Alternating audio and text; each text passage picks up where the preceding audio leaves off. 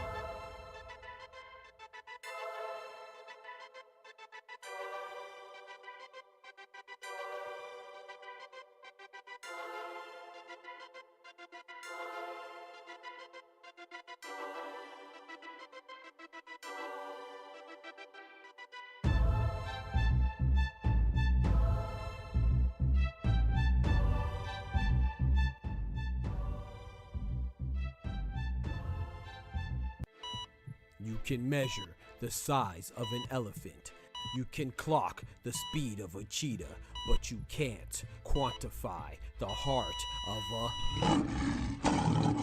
kings, queens, and in-betweens. Welcome to Dr. Boxing Talk. Stream starts now.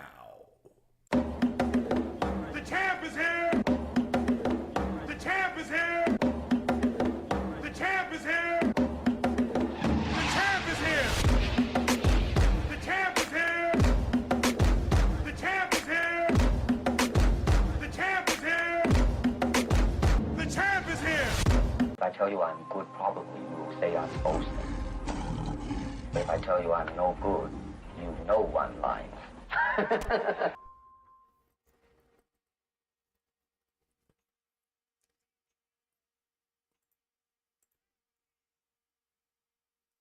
Yes, sir. Yes, ma'am. Y'all know what time it is, man. Y'all know what time it is. The doctor's in the house. Man, good, great, grand evening to y'all, man. You know what I'm saying? Ladies and lads. Men and women, boys and girls. Brethren and sisters and brothers and sisters, kings and queens. Oh, my goodness, man. We got some news today. I'm already laughing because I'm seeing some of the comments already, man. Y'all already on it, man. Y'all already on it, man. Let's hit this roll call real quick, man. We got my boy Ty Morissette in the building. Yes, sir. We got pugilism in the building. So there's always De La Santos. How you trolling? I know you go watch that shit by yourself. I'm not watching Shakur De La Santos again. Don't you put me through that again. I'm not going. I'm not watching that again at all. So that'll be a fight that I gladly miss. I'll catch the update. Y'all let me know what happens. I'd be damned if I watch Shakur versus De La Santos again. Is it a duck or is it bird flu? Payday Nerd says, I knew he would duck. They was calling on take two like, what the freak? We got Payday Nerd in the building. He said, put the fight off. We got Pubas in the building. Yes, sir, man. We got body bags in the building.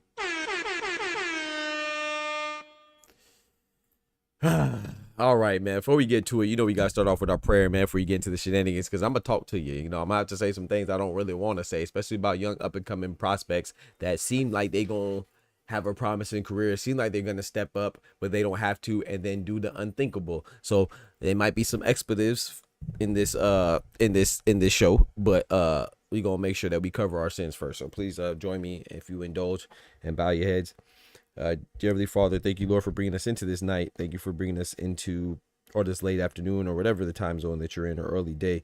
We thank you for your protection to guide us throughout this day and protect us throughout this day, Lord. Keep us safe from not just the external forces, you know, other people or tragedies or weather or anything, inclemency, but also protect us from ourselves, because sometimes we have thoughts in our head and not the best intentions in our hearts, Lord, that we act out upon instead of just sitting down, keeping calm and confiding in someone, preferably in you, Lord. If we ever reach a dead end, or we reach a block in the road, or fork in the road, or we reach a disappointment, Lord, please let us look up to you and ask you what we should do, as opposed to just going off of impulse, because that's a lot of times that's a lot of times when we make bad decisions. So please, Lord, continue to guide us, continue to keep us, and continue to love us and bless us with good health, physically, good health, spiritually, mentally, emotionally, financially, and just overall, Lord, through Jesus' name. Amen. Amen. And forgive us for our sins, Lord. We ask you for that as well. We got a lot of roll call in here. We got Loy in the building. We got Dooley in the building. We got TM saying, man, I called it in the building. He said, yo, Hefe in the building. Okay, Hefe with the conspiracy. He was with Diddy. Come on, Joseph. Come on, bro. Let's be real in the building. Amen. Amen to you too, brother. Thank you so much. Shout out to my boy. Let's be real, man. No fakeness over here. Shout out to Body Bags. Anthony Jones in the building. He said, I don't ever want to hear from Schofield again. All right, man. So let's get right to it, man. Before we get to it, the sweetness that everybody can't wait to get to. I can't wait to see my teeth into it either. But before, I want to give you all the update as well. Fortunately, Floyd Kid Austin Schofield and Shakur is not the only fight that was called off. I just saw that in Billy versus Kevin Lee Sadjo, the French fighter, that was called off as well, because they couldn't agree on little things during negotiations, like how the money was going to put in his escrow account, and and also to something about the flight, their flight, travel expenses and stuff. That wasn't agreed upon, so that fight is canceled as well. That was an IBF eliminator that was originally supposed to be scheduled in France against Christian. That would see two undefeated fighters go against each other. Christian and Billy, the Canadian fighter, ranked highly at 168, versus undefeated Kevin Lee Sadjo, who's an undefeated French fighter, relatively unknown. But yeah, let's go right to it, man. That's it, man. We got Kid Austin pulling out, man. Auntie Sko out it again. Man, y'all chill, man. Now I will say this, man. So I know that a lot of us seen the development. I don't know much about it. I'm just seeing it as well. But I do know that Floyd Kid Austin Schofield is apparently sick. It wasn't up to him. It was up to the British Board of Boxing Control, right? The BBBFC, the British Board of Boxing Control. Yeah, or is it council? I think the C is control. Yeah, British Board of Boxing Control. From what I've been reading, the little information that's out, it wasn't up to him. It was out of his control, right? He had nothing to do with it, and he wanted the fight, but they said he was sick, and so they said that he is not able to compete, and that's what they are telling us, man. Do you believe it? I think it's a whole bunch of bullshit. I do think it's BS. However, I don't know. And because I don't know, I want to withhold judgment quite a bit. So I do want to give some hypothetical situations. Hypothetically, if he is telling the truth, or they are telling the truth, and it's not his fault, then I can't be mad at him technically. But we're not going to go with that option. I'm going to go with the other hypothetical, which is what everybody is assuming, that is Floyd Kid Austin's fault. And the reason why I'm going with that option is because just this morning we talked about it, and I was saluting Kid Austin. I was like, man, he's a young prospect. He's coming up. He wants to challenge himself. And if he loses, worst case scenario, he could bounce back, because he is young and one loss won't do anything. And he as long as he puts on a good show, his profile is going to rise. Just like Isaac Pitbull Cruz, right? Nobody didn't really know him until he fought Gervonta Tank Davis, and he didn't win. He lost, but his profile went up because he put up forth a good effort. I thought Kid Austin was in a similar boat, similar shoes, zapatos, if you will. Shout out to my Spanish-speaking brother sister. He was in the same shoes as Isaac Pitbull Cruz. He didn't necessarily have to win. It wasn't. Of course, you want to win, because boxing is a mean sport, right? It's a ruthless sport. So when you lose, people do tend to throw you away. But he is a young fighter, and he asked for the fight. Shakur obliged him.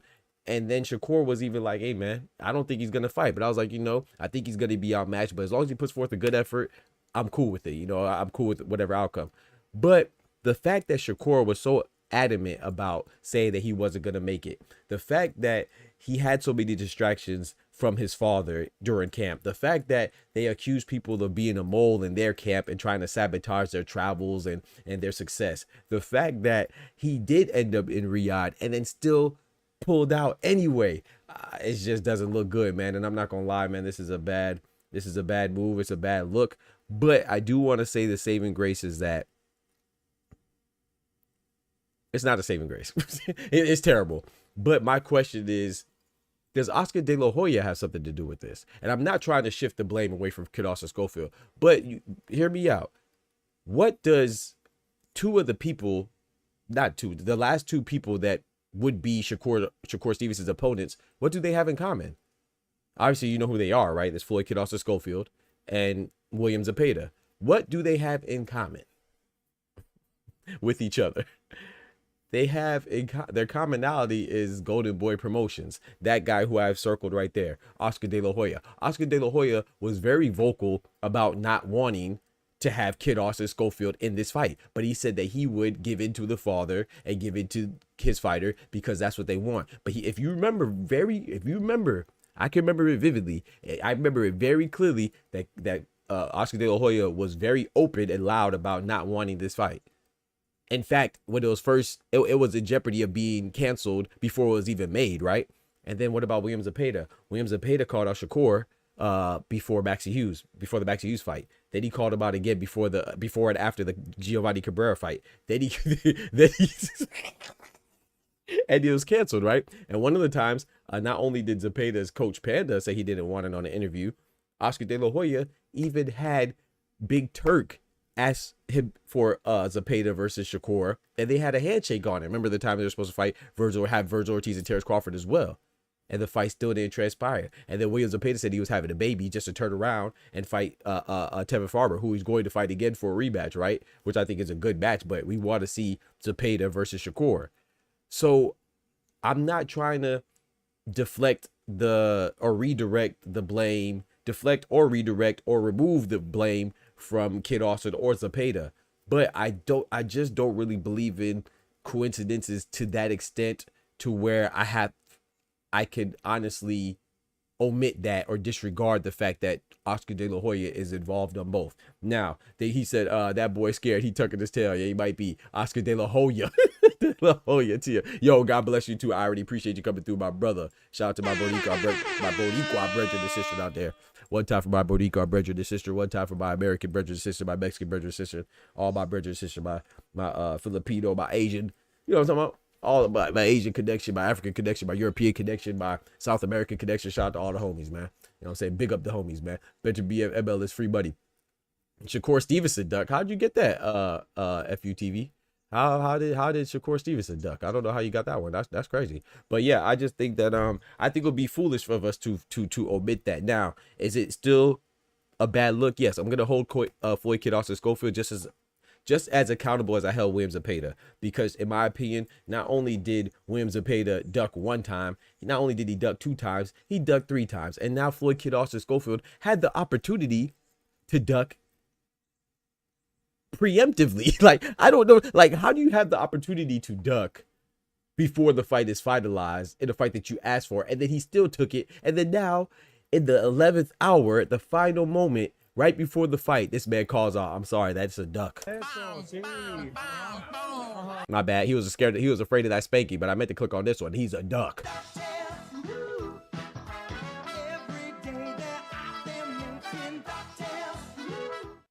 My boy Oscar said, hell no, we give Zepeda shit for doing the same thing Kid Austin just said. Absolutely. So I have to be fair, and I have to give Kid Austin the same amount of pressure that we give Zepeda, because it's just not right. You know what I'm saying? Even when I talk about Zepeda, though, I say that Oscar, I think I brought this up, and I think Oscar brought this up too. We don't know if it's the fighter, but at the same time, when we talk about other fighters, we don't say, oh, their team is ducking. We say the fighter is ducking. So I have to say Zepeda's ducking. So when I say Zepeda's ducking, I have to say Kid Austin's ducking. And I don't want to compare them because it's not apples to apples. It's like apples to oranges. They're still fruit. It's not like apples and, I don't know, broccoli or something. They're in the same context, right? They're both fruit, but it wouldn't be apples to apples. And I'm going to even go a little further. I would say Kid Austin is worse because, like I said, this had fight posters. Zepeda and Shakur never had fight posters. Like I said, I know Zepeda called him out multiple times, 3 times, and you could say that Kid Austin got further along in the process. That's good, but because he got further along in the process, now Shakur, who had a fight scheduled right after having failed talks with Joe Cordita because he hurt his hand, because he tried to have a fight as an alternative because Zepeda pulled out. Now he's having another fight where they have posters, they had plans, they had schedule. They're in the same vicinity right now, overseas, bro, in Saudi Arabia, and this man pulls out. I think this is one of the worst ducks. I ain't gonna lie. Like I said, I don't think that Kid Austin's career is done, because look at Zepeda. He's able to bounce back and still have fights people are still interested in, but this is going to leave a bad taste in our mouths for a while, and I don't think a lot of people are going to get over this. Now, like I said, the caveat, well, the saving grace for him, the silver lining, is that they have to do a very good job of coming out with some documentation to show that he was legitimately sick, and the British Board of Boxing Control literally took him out, and it was against his will. You know, it was against his own will, and he wanted to have the fight, but they forced it upon him. If they force it upon you, there's not much you could do. However, I still got to say it's a duck, because I don't know, man. Like, I'm not advocating for anybody to fight sick, but geez, this looks bad. And I just feel bad for Shakur, man. Like I was just talking about Shakur this morning being the boogeyman of boxing. I think this is more indicative. This is another testament to him being the boogeyman, man. I don't think that he beats Tank. I think Tank beats Shakur. But the difference with Shakur and Tank is that Tank comes with a large lump sum of money, right? He's the cash cow of those divisions, right? Those smaller divisions up until 126, where that's about 90 anyway. I'll say like 126 to 112 is the cash cow is 90 anyway. I say 130 and above to like 147, everybody wants Tank. I'll say from 154 to 175, everybody wants Canelo, because Canelo's a face of boxing. He's the biggest cash cow. And I say like heavyweights, Anthony Joshua is still the biggest cash cow, right? So I think that everybody wants Tank, so that's why he's not the boogeyman. Not that he's not any more dangerous, or not that he's any less dangerous. It's just that people are going to take the risk because they're going to get compensated for it. Shakur, his risk doesn't necessarily match the reward, even though despite him being a champion, which is crazy, the risk still does not match the reward, which is why guys like Zepeda and Kid Austin Schofield and Esau Pitbull Cruz and whoever else doesn't want to fight him. You know what I'm saying? So it's just unfortunate, man. I really feel bad for Shakur. It's like, how could he get a fight, man? Loma didn't want to fight him. Tank, as much as I like Tank doesn't seem like he wants to fight him. Zepeda definitely doesn't want to fight him. Kid Austin just pulled out from fighting him. Man, Esau Pitbull Cruz said he's not interested in fighting him. It's just very tough for Shakur, man. I think it's trash. I'm not gonna lie. They need to do something. The legacy remains. What's good, my brother?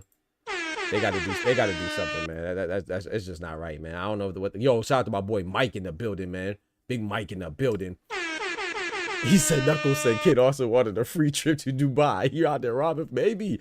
I don't know, man. That's not good. Mama Hopefield, yeah. I think he deserves every criticism. Like I said, I'm gonna withhold judgment, because just like with Zepeda, I said, let's see what happens. If he said he had a baby, and if he wasn't gonna fight anybody, I was like, you know what, you having a baby, that's a big deal. But then he turned around and fought Tevin Farber. That's why I was so bad with Zepeda. But with Kid Austin Schofield, like I said, this is worse. But at the same time, just like with Lomachenko, right?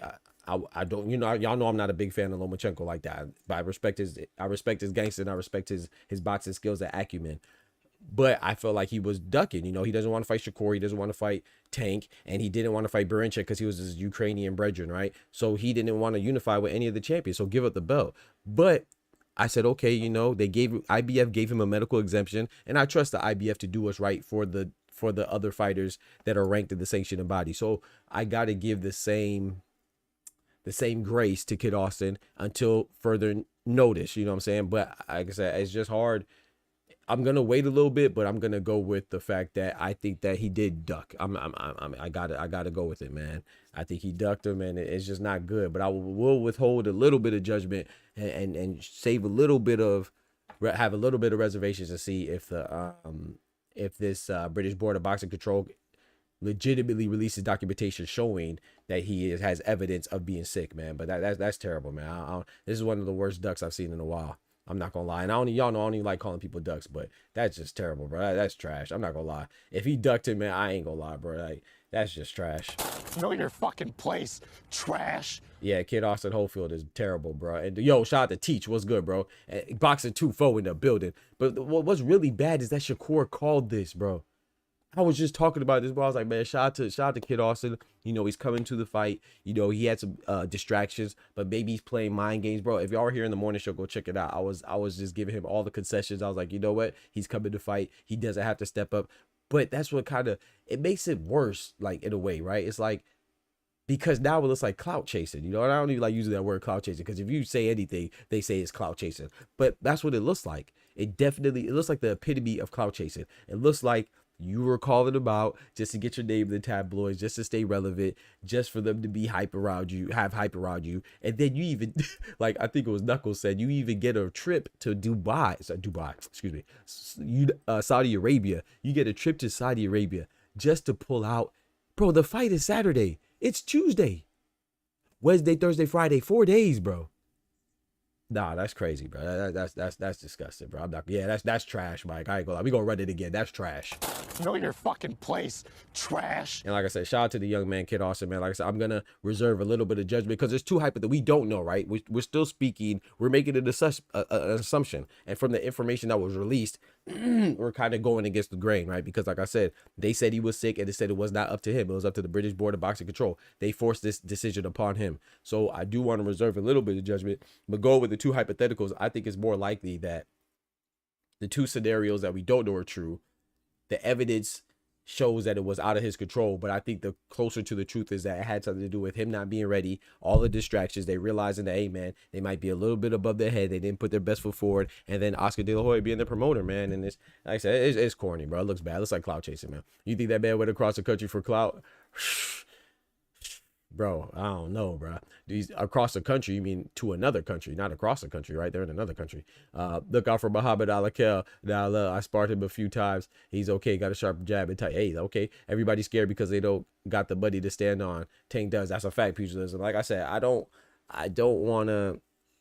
Man, I just hope it's not true. Like I said, I'm gonna withhold a little bit of judgment, but it looks bad. It looks bad, man. It looks terrible. I'm not. It looks terrible, bro. It looks terrible, bro. I'm not gonna lie. I was trying to think before I started the show. I was like, man, let me think of an angle I could say that would be like to give him a little bit of grace, give him the benefit of the doubt. But that's all I can say is we got to just wait and see what the documentation says. And I'm not big on conspiracy. I'm not one to conspire, but it just looks bad, man. The evidence looks like Golden Boy, Oscar De La Hoya probably convinced him that he wasn't ready for the fight. And so at the end of the day, that's what it looks like. It looks like you were just cloud chasing, man. And I hate that term, but that's what it looks like. Unfortunately, that's what a lot of people are going to say. And they're not, I can't say they're wrong. I can't say that they're wrong, man. You know, as much as I would love to, I can't say that they're wrong because it just looks bad, man. You think a boxer would be cautious about everything and avoid any risk at fight night approaches to ensure the fight isn't canceled. If he's really sick, so be it. Right. I agree with that, Teach, but that's not what people are going to say. Because I'm going to tell you why they're not. I mean, I already told you, but I will reiterate why they're not going to say that. They're not going to give him any grace because Shakur Stevenson has called it, bro. He said that the fight's going to get canceled. He said he doesn't think he really wants to fight. He said that he has people that know he's not really training like that. He's not really ready for the fight. He bit off more than he could chew. He's realized he has his foot in some deep stuff, some deep boo-boo that he can't get out of. So with all that information, bro, he just dropped an interview and he just said it again with Andre Ward. So because he's saying that, whether it's true, it could be a coincidence. You know, it could be a coincidence that he really did get sick. And like I said, I'm going to wait till the documentation is provided. I'll give him the same benefit of the doubt like I gave Lomachenko, right? I said that Lomachenko not fighting Shakur, Tank, or Berinchik or anybody else while holding on to the IBF belt is bad. You know what I'm saying? And I think he's ducking. But when the IBF, shout out to President Daryl Peoples, because he does a great job with the IBF and being fair and giving all the fighters that are ranked their appropriate opportunity to fight where they deserve, and that's the World Championship, right? If he, being the head of the IBF, if they determined that Lomachenko could get to October, I think it was, due to his medical exemption and his back is hurt, then I'm gonna assume that they provided the necessary documentation to corroborate with their story of being injured. You know what I'm saying? I ain't got time to be looking to conspire. I let other people do that and go through, try to be TMZ and make up all these conspiracy theories. So if they said that he's hurt, then he's hurt. So same with Floyd Kid Austin Schofield. If there's more documentation, you know, like I said, I read by the BBBFC that they canceled it. They didn't release a huge statement. So once they release a longer statement, like the truth is going to come out, bro. The truth always comes out. Same with Ryan Garcia when he popped dirty the first time. I said, we're going to wait till that B sample comes out. It's very rare that the B sample is different from the A sample, but a slim chance is better than no chance. So we're going to give it a chance. So that's what we're going to do. We're going to be patient, man. The truth will always come out. You know what I'm saying? But right now it looks bad. We're going to call it for what it is. It looks terrible. It looks terrible. And by the last two, I mean Frank Martin and now Lamont Roach. Wait, what he said? Does Tank really have the money to stand on his last two events? Does Tank really have the money to stand on his last two events? Say otherwise. And by last two, I mean Frank Martin and Lamont Roach. I mean, I think they have enough money to stand on. I think that's why everybody still wants him. Why would Kid Austin talk shit the way he's talking shit to pull out the fight out of nowhere? It just makes him look like a proper bitch. Yep, I agree. It doesn't make sense at all. I agree, Greeny. So hopefully, like you said, hopefully they're telling the truth. But it's crazy though. What kind of illness did he have? You know, but like I said, all that speculation. But let's be real, man. That's why I pointed out Oscar De La Hoya.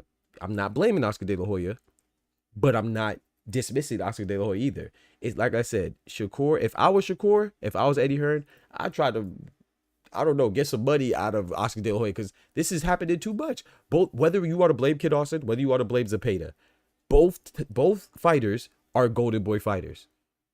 Both fighters, Kid Austin now, pull it out now, and Zepeda pulled out multiple times, right? 3 times from the Shakur fight. We gotta look at something, man. We gotta look at something with Oscar De La Hoya, bro. You know what I'm saying? With Oscar De La Hoya, Golden Boy Promotions is what I'm saying. You know, I think that he doesn't want to fight Shakur Stevenson. He didn't want Zepeda to fight him. He doesn't want Floyd Kid Austin to fight him. And I'm not omitting Kid Austin of guilt. What I'm saying is that sometimes the money talks and the ball speaks. When the ball speaks, if you're a worker, you gotta listen. We could talk all that stuff about the fighters being the bosses and stuff. Yeah, he's the boss, but Kid Austin is on this Riyadh season card because of his dealings with Oscar De La Hoya, because of Oscar De La Hoya's deal with Big Turk, not the other way around. So yeah, the fighters, he could leave and go do what he wants, but at the same time, if they have to listen to the advice. Now, how much they have to listen to, I don't know. I'm not there. You know what I'm saying? How much leeway do they have to do their own thing? I don't know. But please don't you ever think that Oscar De La Hoya doesn't have a say in what his fighters do. If Oscar De La Hoya doesn't want Gilberto Ramirez Zurdo to fight Ja Pataya, that fight doesn't happen, in my opinion. If he doesn't want Zepeda to fight Shakur, that fight doesn't happen, clearly. If he doesn't want Kid Austin to fight Shakur, we thought it wasn't going to happen. Remember that? And then now, we thought it was going to happen. And he said, you know, I'll let them do what they want to do. But now he pulled out in the 11th hour. And I think that's just messed up, man. But the good news is that they have some people that they could replace him with. You know, Shakur might not be out of opponents completely. I don't know how much he's interested in it, but Josh Padley his name has been circulated around as one of the potential replacements. And those of you unfamiliar with Josh Padley, that's okay. He's an English fighter. Or is he from England specifically? I know he's from the UK. May not be for England specifically, but around that area. He might be Irish. I don't know. But anyway, his last fight he fought Mark Thunder Chamberlain, and the interesting part about that is that Josh Padley, he beat Mark Thunder Chamberlain in an upset. Right, they're both two undefeated fighters. Mark Thunder Chamberlain was a guy that had the push behind him, and Mark Thunder Chamberlain is the reason why Keyshawn Davis just fought Berinchik, because Mark Thunder Chamberlain was the guy that they were setting up to get a title shot against Denise Berinchik. That's who they were saving him for. But then once Chamberlain was upset, they're not going to give that title shot to Josh Padley. In steps Keyshawn. And that's how Keyshawn got catapulted to the front of the line. Because, you know, those of you that pay attention in great detail, you know that Top Rank and Queensberry, Frank Warren and Bob Arum work together like this. So instead of, that's like a pipeline that they have. So instead of Mark Thunder Chamberlain taking that pipeline to Berinchik, Thunder Chamberlain lost to Padley, and then what's the name? Keyshawn Davis took his place and went through that pipeline and just beat Berinchik. So now it seems like Josh Padley, he may not get that title shot that he deserves for beating Chamberlain, you know, because that's where he was going against Berinchik. But now he's getting another title shot potentially, even though it wasn't anticipated. He could get another title shot against Shakur Stevenson. So that it's kind of like sort of retribution for Paddy, I guess, because I do feel like it was kind of unfair to him, the fact that he beat Thunder Chamberlain and he didn't get no love after that. But I don't know if this is the love you want to get. I don't think that you should take this. If you're Josh Padley, I don't think you should take Shakur. Not saying that he shouldn't take the Shakur fight, but take it in these circumstances, late notice, 4 days, I'm not going. I don't think you should do that, in my personal opinion. He said Shakur ducked again. Yeah, Shakur got ducked again. Yeah, I agree. Yep, Shakur got ducked again. Facts. Yep, Shakur got ducked again. Oh, was that what the other guy was saying, that Shakur got ducked again? But when the real FUTV says Shakur Stevenson ducked, I don't know if I don't get how Shakur ducked. Somebody says Shakur Stevenson ducked earlier. I'm like, huh? How?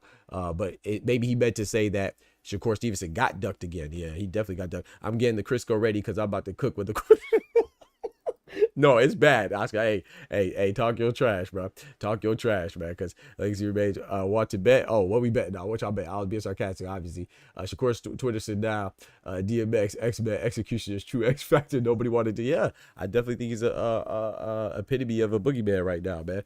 We greedy says, holy shit, boxing is the most corrupt sport in the world. If what you say is true, yeah, oh yeah, that's true. That's fact. You talk about the Barinchik stuff, or what you mean, greedy?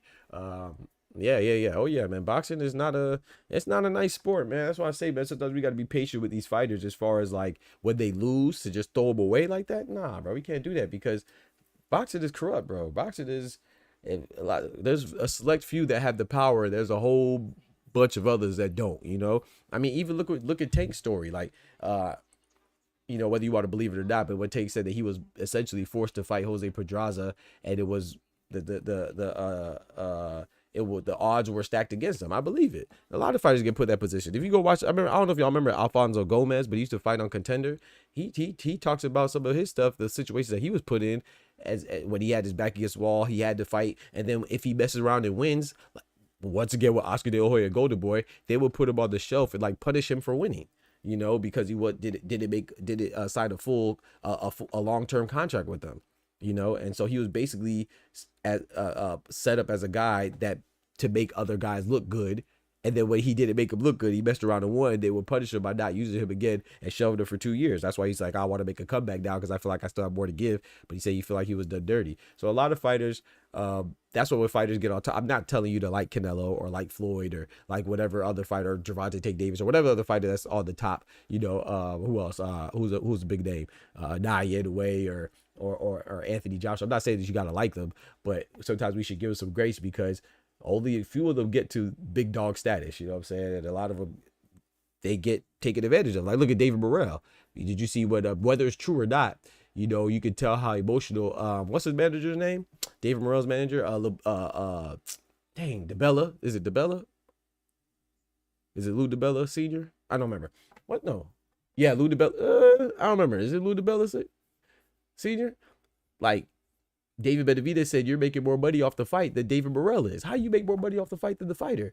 Some of them are in, like, you know what I'm saying, TLC contracts, man, where they just taking advantage of them. So, but yeah, I wasn't sure which portion you're asking, but it's a wasteland. Yeah, Dooley, it's bad, man. So, Lou the Cubas. Thank you, Ty. Shout out to Ty. Lou the Cubas, not Lou DeBella. Sorry, I got the Lou part right. Shout out to Lou DeBella. I like Lou DeBella, but yeah, Lou the Cubas Senior. Yeah, man. So it's just it's crazy, bro. Morrell manager was getting more money than you, feel me? So it's just crazy, man. Some people get taken advantage of. But yeah, that pipeline was definitely supposed to be Mark Thunder Chamberlain. That was in the works. It was in the works for Mark Thunder Chamberlain to fight Denis Berinchyk, but he messed around and lost to Josh Padley, and Padley upset the apple cart. And so maybe he could get a title shot against Shakur, but I'm not sure that's a title shot you ought to take on short notice under these circumstances, man. My boy Kendrick in the building. What up, Kendrick? Big member in the building. Yeah, man, it's just crazy, bro. I think that I don't know what to say, man. I really don't know what to say. I can't defend this, bro. I can't defend this. I'm not saying that it was for clout. I'm just giving the scenarios. I think someone asked me if I'm saying this for clout. I was just giving scenarios, you know, and possibilities. I can't say if it's for clout. I think it's too early to judge. But like I said, I'm not going to defend it. It looks bad. It looks horrible. And that's what people are going to say. It looks like it could be for clout, you know. And you could say whether he traveled or not, but that's traveling to Riyadh season. You know what I'm saying? He just took it.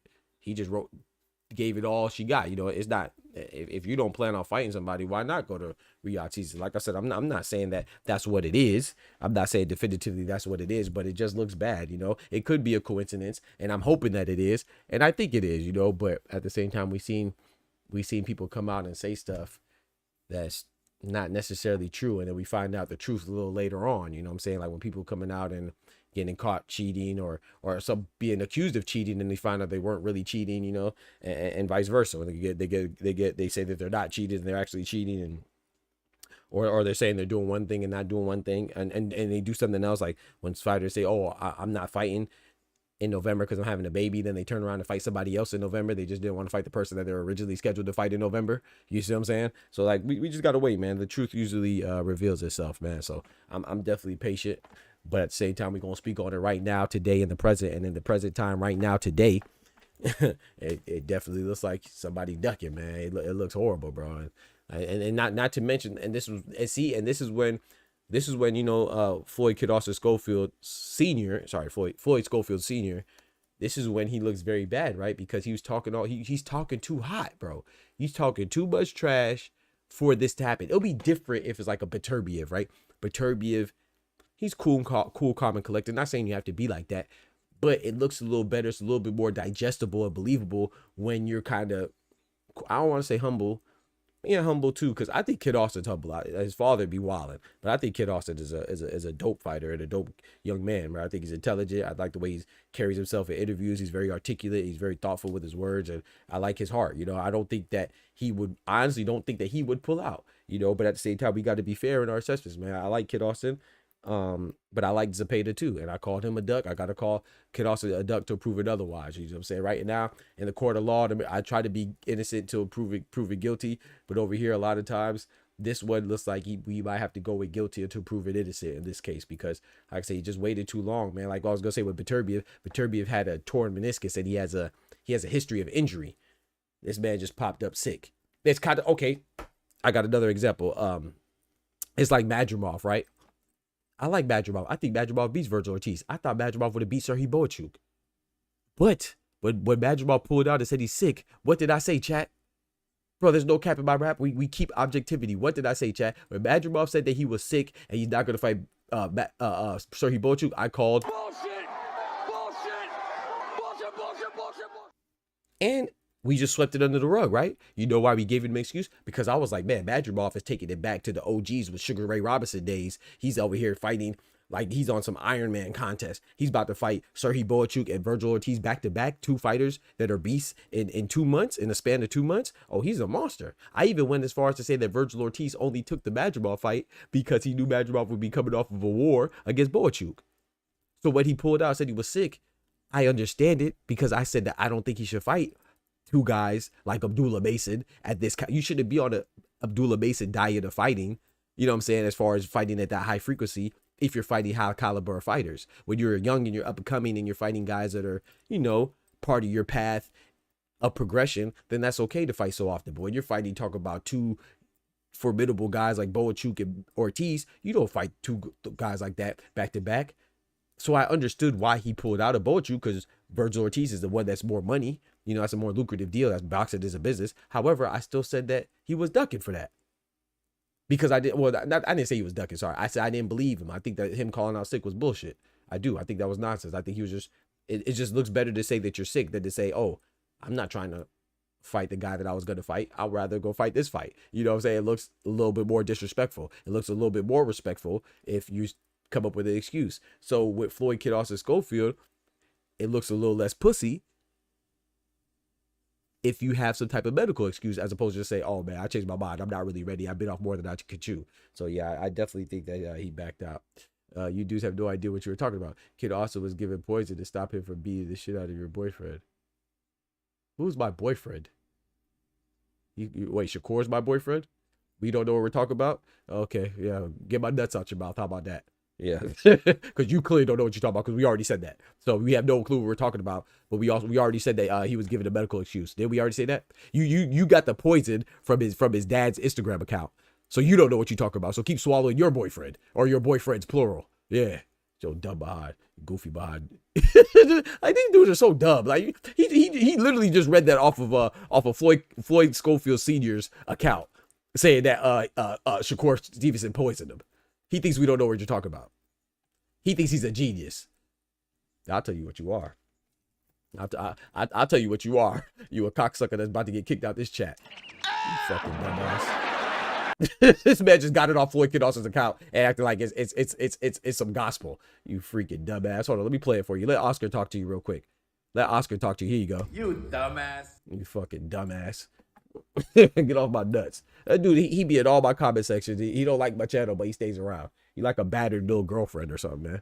You know what I'm saying? If you want to get out the situation, get out the situation, bro. No one asked you to be here. You here, are you on my nuts? Willingly, voluntarily. Get off my nuts, bro. You know what I'm talking about? Get off my cock and hold this block. Put it in term sheets. Let them know last minute sick call outs are subject to strict. Yes, and that's the thing. And that's the thing. I'm glad you brought that up, pugilism. Remember when Shakur versus Mason Willa? I don't think Mason's ready, bro. I think that don't do that to Mason yet, man. Let Mason chill, man. Let Mason chill, man. Let Mason chill. He's just too. He's not ready yet, man. He's not ready yet. Man. He said Anthony Bishop said, "Old stuffy nose talking ninja." Oh, you don't know how to spell nose? Oh, that's another dummy. I think that's a nose you bet. Bro, y'all, hey man, some of y'all are so dumb, bro. You gotta chill, bro. I ain't gonna lie. If you gonna talk trash, you gotta be at least a little bit intelligent. This man spelled nose. I didn't even know what he was talking. I was so confused. Old stuffy nose. What are you talking about? You're oh, let me play it again for you. Oh, stupid ass ninja. You dumbass. This man said KNOW for for body part. We know how little you know. Yeah, we know how much you don't know. Yeah, ain't no way he said Shakur poisoned. Yes, bro. And that goofy running with it. He said Shakur Stevenson poisoned them. And like I said, all this stuff could be true, bro. All this stuff could be true. I don't know what's true. But like I said, it just looks bad, man. It just looks bad. For being stupid. Yeah, the guy thought that he was coming here on some intelligent stuff, saying, "Oh, you guys don't know what you're talking about. He poisoned him, bro." Yeah, you got that off of Floyd Schofield's account, bro. I'm telling you, bro. You might be smart in your little circle, but you're not smart enough. You're an idiot. I'm not gonna lie to you, bro. You definitely not smart on this side. Dude's dumb. He literally got that off of Floyd Schofield's father's account because his father posted that, and he run around like it's a gospel. Talk about somebody don't know something. That's crazy. Anyway, but yeah, I think that I definitely think that I'm hoping that Shakur gets a replacement. Well, who's gonna do it? Who's gonna do it? who's gonna do it, bro? Like maybe Padley. And I just think it's unfair to Kid Schofield, man. Shout out to pugilism. You know, remember when Tyson Fury pulled out because he had the cut on his eye? And what did we say? When he came out with that story, Tyson Fury, we said, "Hey, man, you got a cut in sparring right before the fight." Bullshit! Bullshit! So this, for those of you that's thinking that people are picking on Kid Austin, no, this is what people do. I'm not saying that is right because quantity does not make quality, but this is what happens when you pull out of a fight in the last minute. Remember, like pugilism was saying about implementing some type of penalty, right?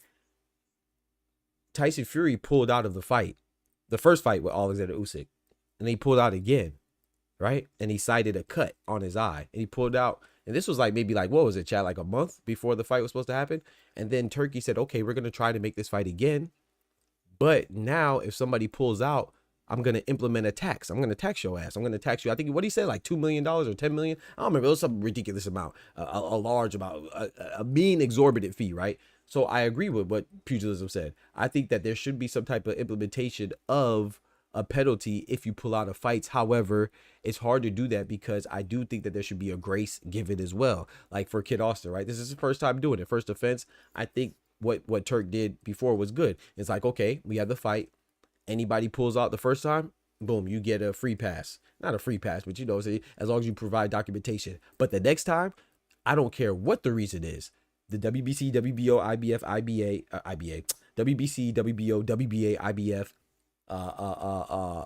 Big Turk, whoever it is, whatever entity it is that's sponsored the fights, right, or put on the event, they should have some type of language in there that would say that you can't pull out. And if you do, the first time you get a pass, you do it again, it doesn't even matter if it's legitimate or not. Remember, that's what Big Turk said. He said he doesn't care if it's legitimate or not. If you pull out, you're going to get taxed. You're going to deduct some of your purse. I think that's what happened, man. Because, yeah, this is crazy, bro. I'm good, man. Back from vacation. I'm not happy about it. I bet. That's a head scratcher, bro. 1 week, no, not even, bro. Not even irony. 4 days, bro. The same week. We know it's cap. Remember Grady said Jay Prince planted drugs. Yeah, of course we know it's, bro. That's the thing, Ty. It's just always the guys that come in with the well actually and they be dumb as hell. You know what I'm saying? It's always like I'm gonna tell you this, man. When you have to try to prove your intelligence in a chat room on the internet, 9 times out of 10, no, fuck that. 10 times out of 10, you're probably not that smart. I'm not gonna lie to you. You know what I'm saying? If you're trying to improve your intelligence, number one, you're wrong. If you're trying to improve your intelligence by reading an Instagram post in a chat room on YouTube and try to pretend like you're smart, you're probably a dumbass. You know what I'm saying? So that's just the real. So, but yeah, like I said, I'm super disappointed, man. But it is what it is, bro. Like I said, I'm gonna tell you why it's not that detrimental. It's not that detrimental because it's a stacked card. Shout out to Big Turk. It's a phenomenal card. We still have Callum Smith. We still have Joshua Buatsi versus Callum Smith. We still have Carlos Adames versus Hamza Shiraz. We still have well, hopefully we still have Israel Majumov versus Virgil Ortiz. We still have Ajit Kabayel and Zele Big Bang Zhang. You know what I'm saying? Hold on, let me get him right. Shout out to my boy Big Bang Zhang. We still have Daniel Dynamite Dubois versus Joseph Parker, and we still have Beterbiev versus Bivol. So it's still 6 fights. So it's still disappointing, of course, because I was looking forward to that fight, but thank God for stacked cards. I thought Naya's situation with Sam Cutman was bad. That's a bad one too. Thank you, Irony. So that goes back to the other point where the guy asked me in the chat, man. I'm not picking on the person. I don't remember who it was, but they said, do I think it was chasing clout? It's not about do I think so. We're having a discussion about what people are going to say in their conversations. Like that's what's going to be in the boxing public. Whether we think so or not, I don't think. I hope not, and I am going to give him the benefit of the doubt until proven otherwise. But I've been around boxing as an observer for a long time. We've seen shit happen, bro. We've seen this happen before. It's not the first time. It's not the last time we're going to see it. So more times than not, the person is making an excuse and the person is lying. But sometimes we might have somebody in there that proves their innocence and, you know what I'm saying, shows that, you know, when they pop dirty that it was actually unintentional. Shout out to my boy Canelo. Shout out to my girl Alicia Bumgarner. You know, sometimes you do. But there's a lot of other times where they don't prove nothing, like Ryan Garcia. They actually lose their appeal, like Dennis McCann. They actually get banned for 2 years, like Connor Ben, and they actually get banned so long that they retire instead of serving their punishment, like Amir Khan. You know, so there's more times that people are actually doing something nefarious and malicious in intent and untrustworthy and with no dignity and dubious, if you will. You know what I'm saying? There's a lot of times people are doing the wrong thing as opposed to the right thing. Unfortunately, that's just life, you know. So while I do hope that Kid Austin is not, I'm hoping that he's one of the minority as far as actually having a legitimate excuse. But the chances are, you know, that unfortunately with this sport, the chances are that he is actually bullshitting, you know. He said, oh, appreciate y'all for not banning that idiot. But yeah, let him appreciate y'all for not banning that idiot. But yeah, you can let him stay. Don't ban him. Let him swallow slow in the chat. But we just gonna ignore him. Amir Khan was on that shit. Never knew that. Yeah, he was on the same Austrian, Greeny. A lot of people don't know that. Like, so when people talk about Ryan Garcia, the cheater. We do not let people who are on the juice discuss real athletes. That's all. So when people say, oh, Ryan Garcia, the Austrian doesn't matter. Well, no, dumb bitch, because Amir Khan was on the same Austrian and he got banned for 2 years. Oh, excuse me, you want to know somebody else? Alexander Povetkin, he just got retroactively banned. Well, he got banned retroactively for the last 10 years. So all of his wins are wiped clean for the last 10 years. The last decade of his fights were wiped clean, and he got banned for what, 4 more years? Because they just found him popping. He just popped dirty during an investigation of some fights that he had 10 years ago, up until the last 10 years ago, 4 years ago, 2 years ago, all that good stuff. And guess what? One of the substances that he popped dirty for, Ostarine, the same Ostarine that Ryan Garcia was on, the same Ostarine that they say, oh, we don't know if it matters. So Ryan Garcia wasn't the first person to pop dirty on Ostarine, but people act like because they like him that it's somehow less significant. No, bro. I mean, it's a PED. It's a performance enhancing drug. Anybody who cheats, whether it's Conor Benn, whether it's Louis Neary, whether it's Dennis McCann or somebody you like or don't like, it doesn't matter, bro. Just keep it clean. Keep the sport clean. That's what helps keep the integrity and preserve the sanctity of the sport, man. And people get hurt in boxing, so I don't even know why we even question that. Don't forget to smack that like button, though. I appreciate it. I say bring Joe Cordina in for the late replacement. I like it, Kendrick. Joe Cordina said he wants to fight. This is his chance, right? You just got to be ready. When you're born ready, you ain't got to get ready, especially when you stay ready. So shout out to Joe Cordina. I don't really like it, but hey, short notice, right? Nai Inoue just fought Yi Jun Kim. We didn't really like that, but it was short notice, so we understood it, right? Because of Sam Goodman. So yeah, I'm cool with Joe Cordina. It's absolutely wild how Raya still has such a large fan base after the Dev situation. King, what's good? They even diss Devin as if he's back. Yeah, it's sad, bro. It's sad, kid, bro. I done dropped so many videos. I done got so much hate for just telling the truth, man. And you know what's crazy, King? I tell people this all the time. I'm sorry for sounding like a broken record, but I actually put my hard-earned money on Ryan Garcia. I bet money on Ryan Garcia because like I said, I'm not really a big Devin Haney fan, but I don't hate the kid. You know what I'm saying? I don't love Ryan Garcia, and I don't hate Devin Haney, and I don't love Devin Haney or hate Ryan Garcia. I just thought stylistically it was a good matchup, so I thought I was confident enough to think that Ryan Garcia would beat him, so I put my money on him, right? But then when he popped dirty, I said, no, bro, that's disqualified.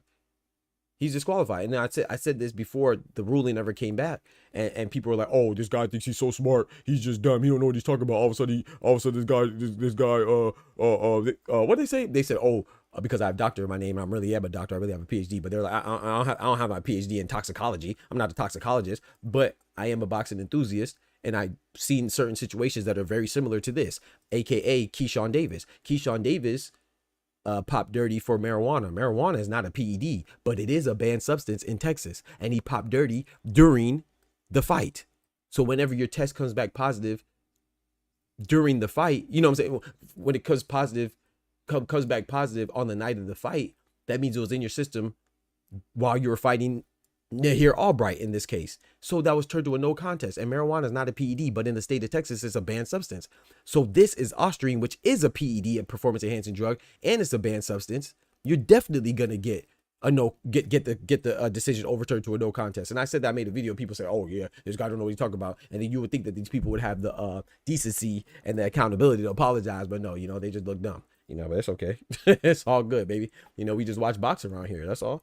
I just pay attention to boxing, bro. I don't hate anybody where I think they should get cheated. And you're right. You're absolutely right. People do treat Devin like he did something wrong. It's crazy. I'm not a big Devin Haney fan either. Like I said, I bet it on Ryan Garcia, but I don't want anybody to be cheated. You know what I'm saying? I don't care whether it's significant or not.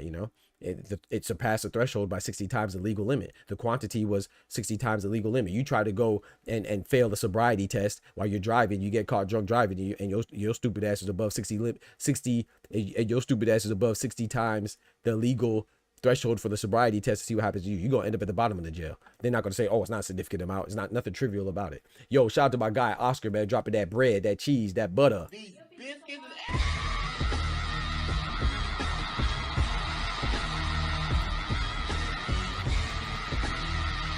Yes, sir. Big biscuits. My boy Oscar said, "Is the court open?" Also contested at .3. Garcia tested at point. Thank you. So contested even lower than Ryan Garcia, and he still got 2 years. That's my point right there. Thank you, Oscar. I ain't even say that part. Shout out to him. He said, "I think Mama Hofield is in the chat." No shot. Where he at, man? And like I said, man, that's why it looks bad, because Floyd Schofield Sr. and me, man, I'm not hard on the fathers, man. I think that the fathers, they are some good ones. Like, I think Brian Norman Sr. is good. I like, my two favorite fathers are Angel Garcia, Danny Swift Garcia's father, and Kenny Porter, who's Sean Porter's father. As far as father trainers go, father trainers and son, or whether you talk about uncle trainer like Roger Mayweather or father Floyd Mayweather Sr., or even like big brother like Robert Garcia, Mike Garcia, I like them too, But Floyd Schofield Sr. talks very hot, and he talks a lot, so he's one of the unlikable ones. He's easy. It's easier to dislike him, right? I definitely don't like Teofimo Lopez Sr. I think that both of them are idiots. I don't like neither one of those dog-faced mouth ass bitches. Both of them are ignorant and incompetent. But as far as like the other ones, I pretty much like him. But even Bill Haney, I don't like I said, I'm not a big fan of Devin Haney, but I think Bill Haney's good, and I think he's funny, But as far as Kid Austin Schofield's father, he just talks a little bit too much, man. And so this is going to look bad. No one's going to give you grace in this situation. When you do mess up, people are going to go hard on you, and you kind of brought it on yourself. Is your performance enhanced legally or illegally? You're cheating. Talk to him for sure.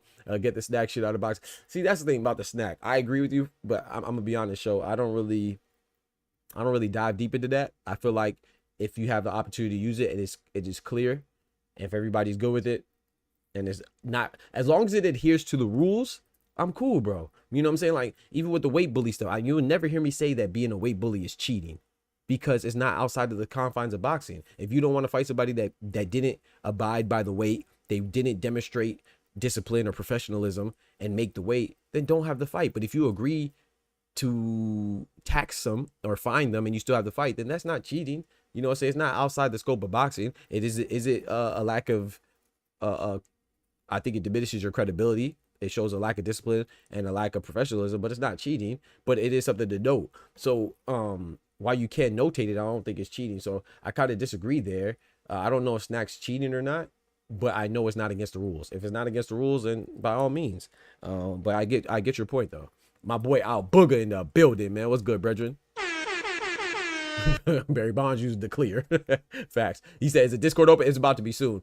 Don't forget about the Trinidad. Talk to the Trinidad too. Shout out to the Inoue, Shingo Inoue. You know, shout out to Lomachenko's pop. Shout out to there's a lot of good father sons out there, man. And what's the name? Shout out to Benavidez, Benavidez Senior, Benavidez Junior, and Dave Benavidez. You know, Shingo Inoue has Takuma Inoue, Nai Inoue, Koki Inoue. Who else? Calvin Ford's not really a father, but he's like a father figure to Tank. Shout out to him. Who else? Yeah, man, I ain't gonna go through everybody, but y'all know what it is, man. Yeah. Snack ain't cheating. It's like taking protein, right? I don't know the ins and outs, so I can't say it. So now everyone is anemic. Bro, hey, I don't know, man. I don't know, bro. I ain't gonna say. I don't know. When you say anemic, you mean anemic, or I'm not sure. I'm not sure what that is. I'm not trying to be funny either. Do you mean anemic when you say that? For sure. I'm not sure. Like I said, I don't know, man. FTO, he never gonna get a big fight for many black fighters. Yeah. Yeah. I don't rock with Tio, man. He's doing too much. I don't think you troll like that. You know, race. You know. That's just my opinion, though. So fuck him. Jabatai is also traded by his father. Yep. Shout out to him. I like Calvin and Jose Senior. They don't be up on the videos. Al Booger. Hey, hey. Al Booger, you just reminded me of. He said they'll be all up in the videos. Knowing you probably did it intentionally. But remember when Suge Knight was talking about Diddy? He's like, man, you don't want to have somebody all up in your videos, man. Come to death row when he was dissing Diddy. That joke funny, bro. That's what you just reminded me of. Don't forget to smack that like button, man.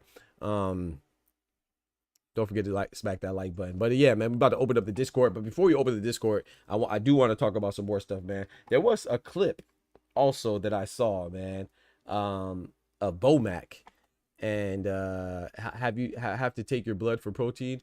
And yes, oh, you did mean anemic? Okay. Yeah, like I said, I'm not saying it is or it isn't for sure. What I'm saying is that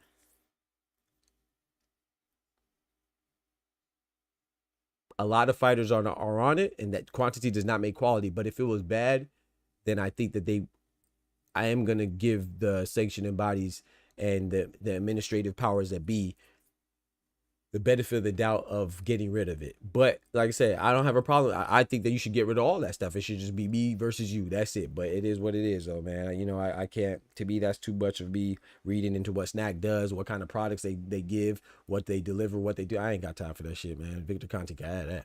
You know. Yo, shout out to my boy Ty, man, dropping that bread, that cheese, that butter.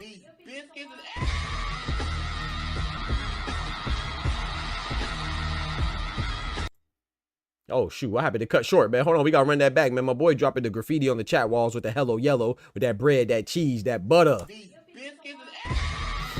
don't know why it cut short. I think I actually clicked the button. My fault.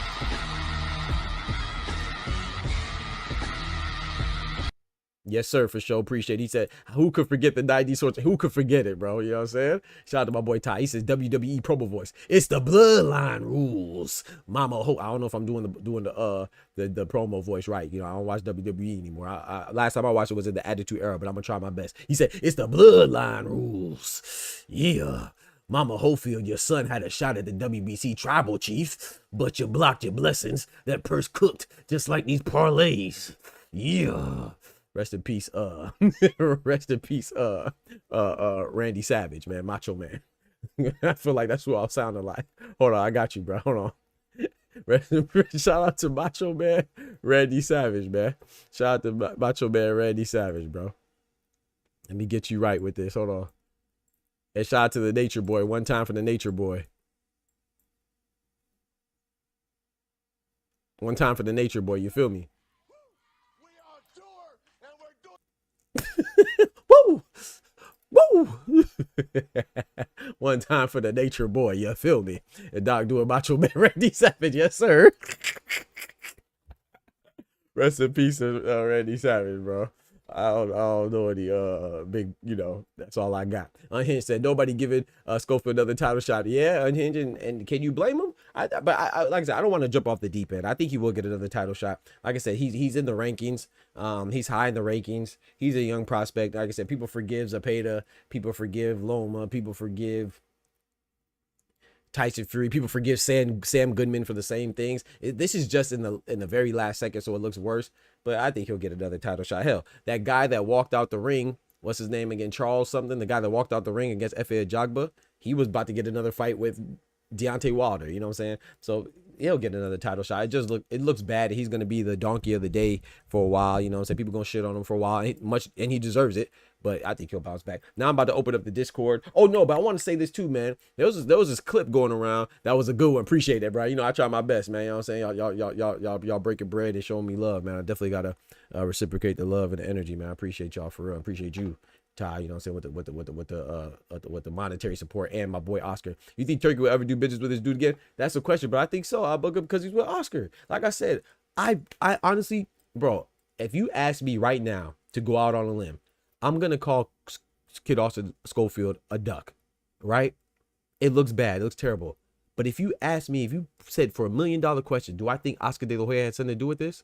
I'm gonna say absolutely. And the reason why I think that's pertinent information is because what do we know Oscar for, Al Booga? This is like the third time Oscar didn't give Big Turk the fights that he wanted, that he promised him. He shook his hand on live television in front of us all and promised that he's going to get Terrence Crawford and Virgil Ortiz, and he said Zepeda and Shakur. Have you seen any of those fights yet?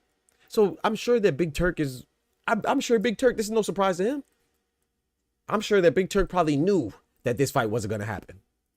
I have no doubt, bro. You know what I'm saying? I don't think that, it might be unbeknownst to us when these things transpire, but I don't think it was shock. Like, I'm sorry, that's what I think, you know. So I think as long as Kid Austin's a Golden Boy fighter, he's good.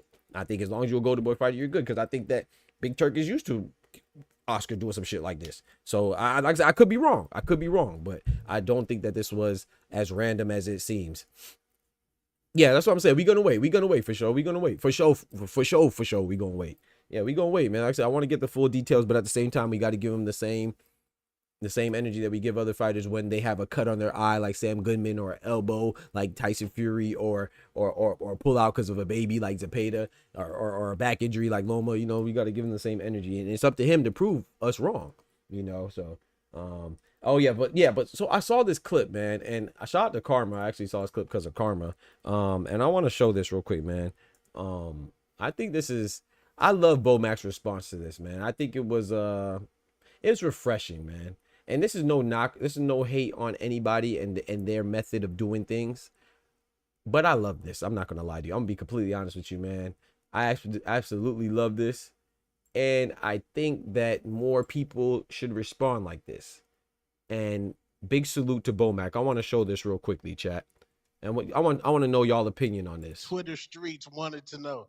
So just in case y'all can't see who this is, the guy right beside me right here is Bo Mac, and this is on the Boxing Voice. And shout out to the Boxing Voice. I think they do a good job, but you know, I'm not cool with everybody's methodologies of how they do stuff. So I want y'all to see this.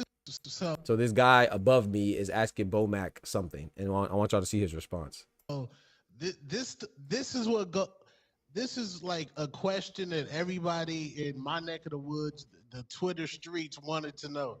You have a viral picture, classic picture with you and Keyshawn Davis, and you in the back with the Cheeto. Bro, have you ever seen? This man asked him about some Cheetos, bro. Bo Mac, his fighter just won his first title shot. His fighter just won his first title shot and beat an undefeated fighter in Denise Berenchik. Bo Mac is one of the most respected trainers out there, whether you like him or not. I'm not saying you can't joke, but there's a time and place for everything. You know what I'm saying? If I joke with Ty, I rock with Ty. I know Ty. I wouldn't joke with somebody I don't know in the same manner I joke with Ty. But that's the thing about the internet. There's no respect for others, and people have a false sense of familiarity with you. People get too comfortable and they just get too familiar, and you're unfamiliar. But we're going to keep it going, though. In that talk, have we trying to get a Cheeto endorsement? Because that's an iconic picture. I would literally put that up in the crib. Iconic. You hear this shit, Bo Man? He said iconic. This guy. Have you seen that? This is why I really don't really fuck with motherfuckers and shit. Did you hear what he said? He said, "This is why I don't F with mother effers." This is what he said. Unless I fuck with you. Now I don't know your big guy. You know what I'm saying? I don't know your big guy. This is the new guy that's been on the scene, right? I mean, he just started with you, right? I mean, he been there for like what, 6 months to a year, right? Yeah, I mean, he been doing his thing Yeah, though. yeah, But yeah, yeah. See, this is why, I'm gonna just leave it right there. I'm gonna just leave it right there. You know, I seen the picture. Now, why would you ask me some dumb shit like that? So he said, why would you ask me some dumb stuff like that? And basically he goes, I'm gonna let y'all watch it yourselves, man. Thomas in the building, what's good? No, because nobody See, that no. Listen. I don't take too kindly of like that, making fun of all that old bullshit. You know what I'm saying? Because it just don't set well with me. So I tell you what, this is what we're gonna do, Ness. would make This it Ness, too, no man. Ness. Too. Ness. This is what we're gonna do. Hey, be quiet In the now. Gucci Be store, quiet. that crazy look. Now be quiet. He Now said, be just be quiet. quiet now. See already you won't listen. Ness, I'm gonna take your questions, but we ain't taking no more of his questions, okay? Until I meet him. So I love that. Did you hear what he said? He said, we not taking no more of his questions until I meet him. And so this, I've said this plenty of times on my platform before. I said that my goal is not to embarrass my guest, right? So I had George Jakovic right here, whose face is right here. I had him on the show. We had a great interview, and you could ask him. He could testify to this.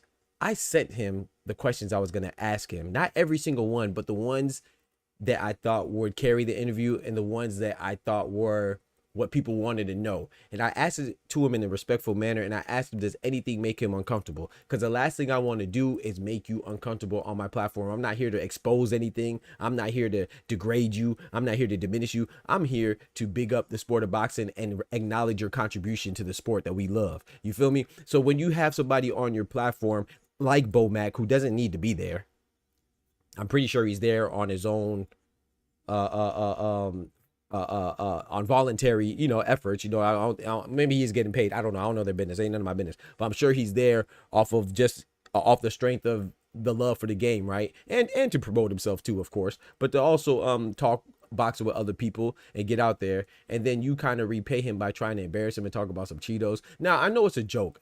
I'm not taking it overboard, and you could argue that he took it overboard, but I don't think he did. I think that people might joke, but you have to build a rapport. That's very important, bro. If I don't know you, don't say nothing to me that you wouldn't say to me face to face. And that's why Bomac said, I don't want to talk to you anymore until I meet you. And what he's basically saying is that if you would have joked like that with me in front of my face, I probably would have put these paws on you. And he probably would have, because I know I would too. So that's why I try to address everybody in here with respect. I don't disrespect people until they disrespect me. Then I might talk about all my balls and nut sacks and pubic hairs being all in their mouth when they talk shit to me. But off the strength, I'm going to give you the same. I don't care if you're young, old, black, white, male, female, Hispanic, Asian, a Christian, atheist, or otherwise. You approach me with respect, I'm going to give you respect. And just like somebody said, Unhinged, he said he ruined it for other content creators. That should not be the case, but he did, and hopefully Bomac, he's a grown man, so hopefully he has discretion and he knows that other content creators aren't necessarily looking for the shock value, aren't looking to be polarized, and aren't looking to be disrespectful. But some people on the internet, they build their name off of being disrespectful, being controversial, and I think it's some pussy shit. That's just my personal opinion. I'm not saying the person that's delivering the message or asking the questions a pussy. I don't know him in person. I don't know him at all. But what I'm saying is that you do have, while you are getting likes for being funny, you're probably losing respect too, and you are burning bridges, and you're making it harder for other people to get opportunities, because now Bomac said this is why he don't fuck with motherfuckers. He don't mess with other people because he don't know what they're gonna say and what angle they're coming from. So when you want to get that picture and you see Canelo Alvarez and he kind of gives you the shoulder or just ignores you, or when you see Mike Tyson and he just ignores you, or when you see Floyd, or when you see Clarissa Shields or Katie Taylor or whatever, whoever it is, man, whether it's a famous basketball player, whatever celebrity or whoever it is, when you see a prominent figure from a popularity standpoint and they ignore the hell out you, probably because there's some fat ass goofy dude asking me about some Cheetos when we supposed to be talking about boxing. That's probably why they ignored you. So thank guys like that. You know what I'm saying? Thank guys like that. Because that's what it is. So when those celebrities that you like and you wonder like, dang, why they give me the cold shoulder? It's probably because of fat ass goofies like that think it's funny and think it's cool to try to diminish somebody or degrade somebody or demean somebody or be condescending towards an accomplished figure in the sport that we should celebrate. because you want to get a laugh and a giggle like a little 13-year-old little bitch. I'm just saying. But shout out to he said my boy Ty dropping that bread, that cheese, that butter.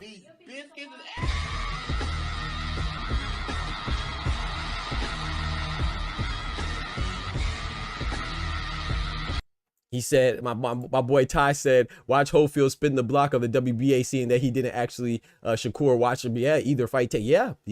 Or fight Andy Cruz for the WBA regular, seeing he's still ranked number 1. Yeah, bro, Ty, appreciate you dropping the hello yellow on the chat walls with the graffiti, man. I appreciate it. We got my boy Oscar said, yes, Sirski, with that bread, that cheese, that butter. Oh, we getting big love in the chat, man. I appreciate that, bro. Yes, sir. We got my boy Ty coming through with the blue hue in the chat walls, man.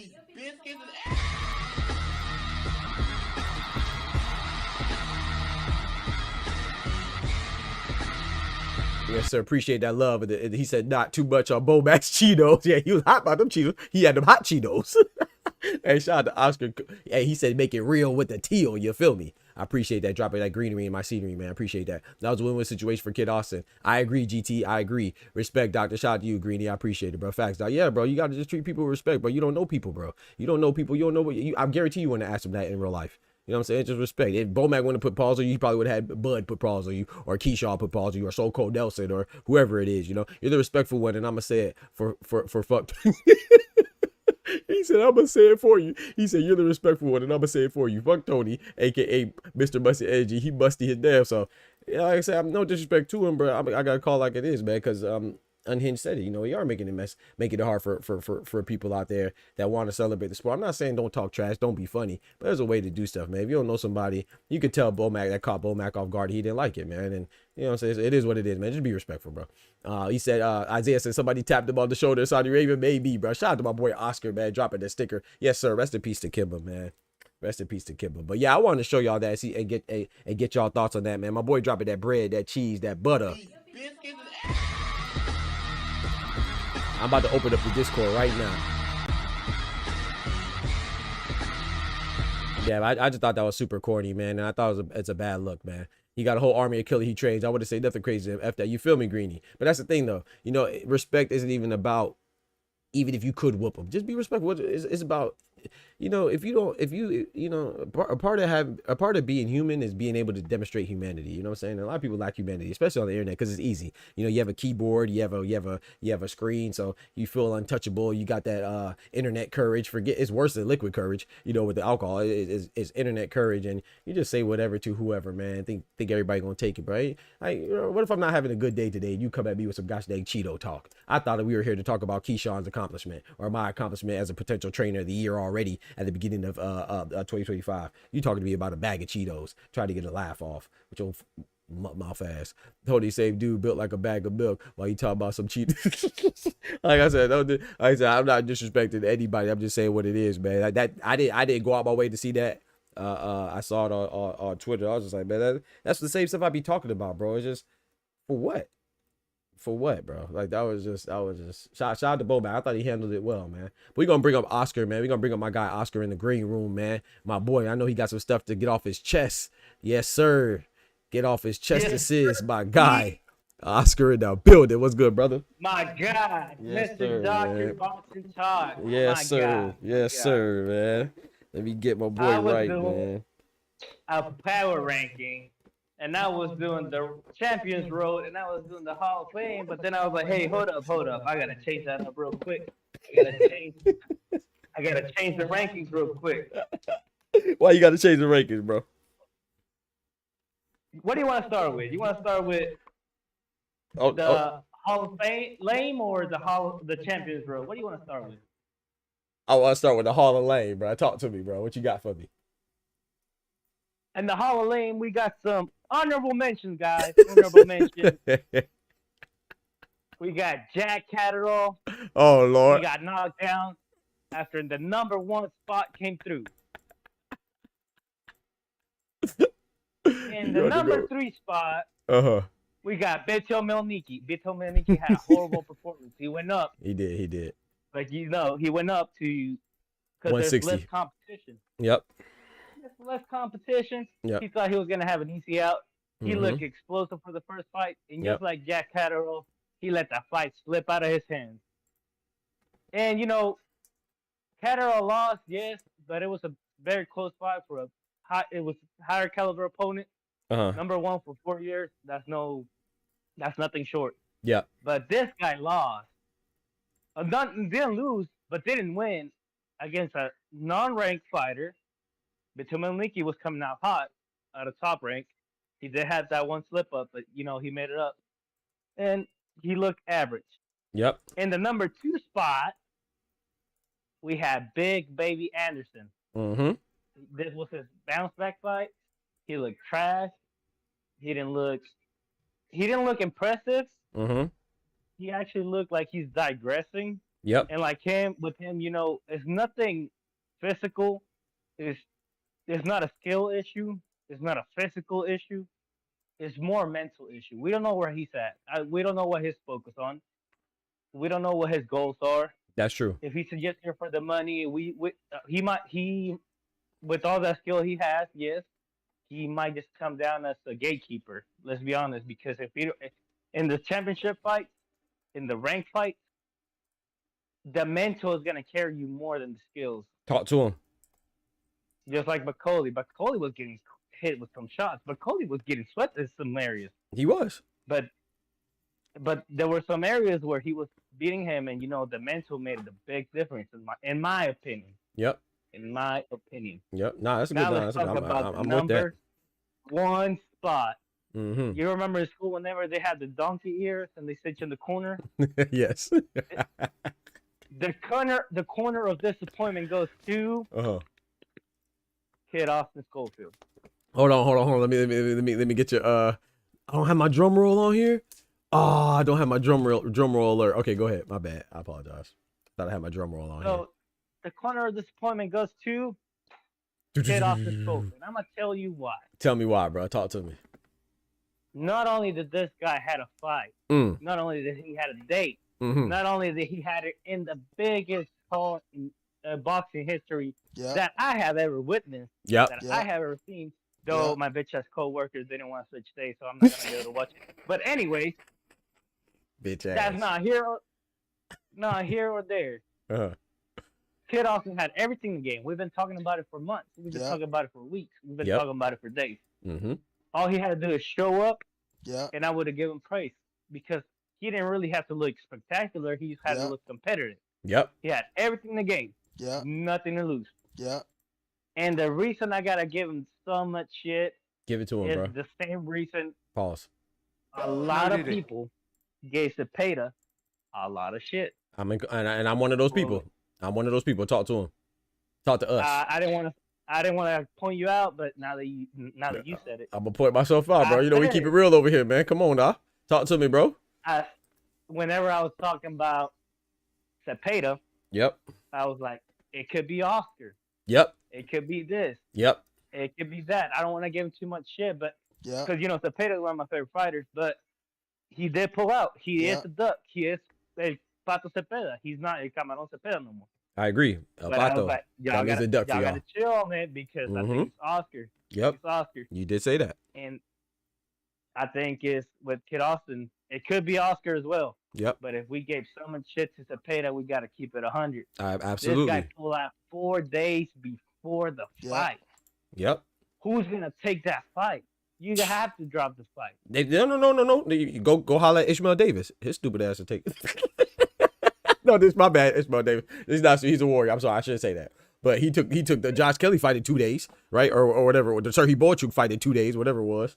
And then he took the Josh Kelly fight in like 10 days. Then he took the Boychuk fight in like 4 days. Go holler at Ishmael Davis, man. Maybe he'll drain himself and take it in 2 days. Who's Keith Thurman fighting?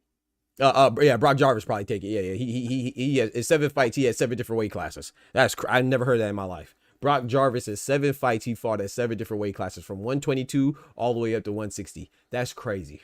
He's gonna say, hold on, what weight class? Yeah, let me start puking. Right, what weight class you need? I got you, bro. That's no problem. No, but you're absolutely right though. If I could interject on the Cepeda stuff, I remember when you said that Oscar, and I agreed But I said that my rebuttal was, if you remember, and correct me if I'm making up stuff, but I said that when we say other fighters duck, we don't bring up their promoters. Yeah. We don't bring up their. Yeah. So no, I agree with you 1,000%. I gotta hold that, and we have to keep the same energy. I would just say that I want to see this quote unquote sickness, but if it's no sickness, I'm going in. We just started. Oh, please believe I'm talking about, I'm making videos. I'm making, bro, this is crazy.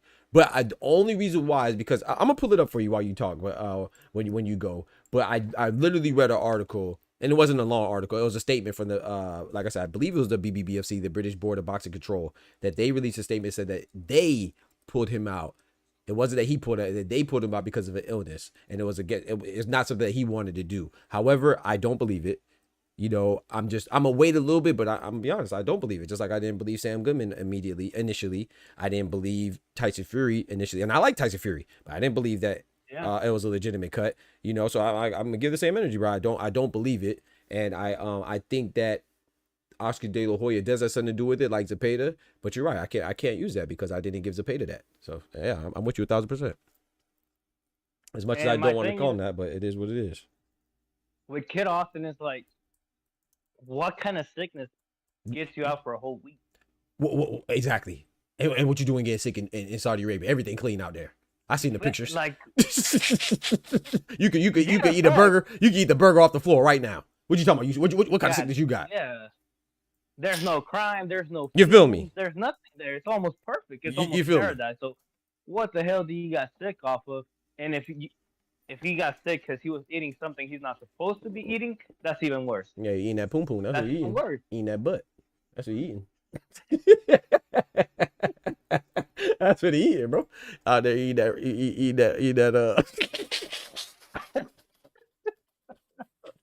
He out there eating that random butt. That's what happened.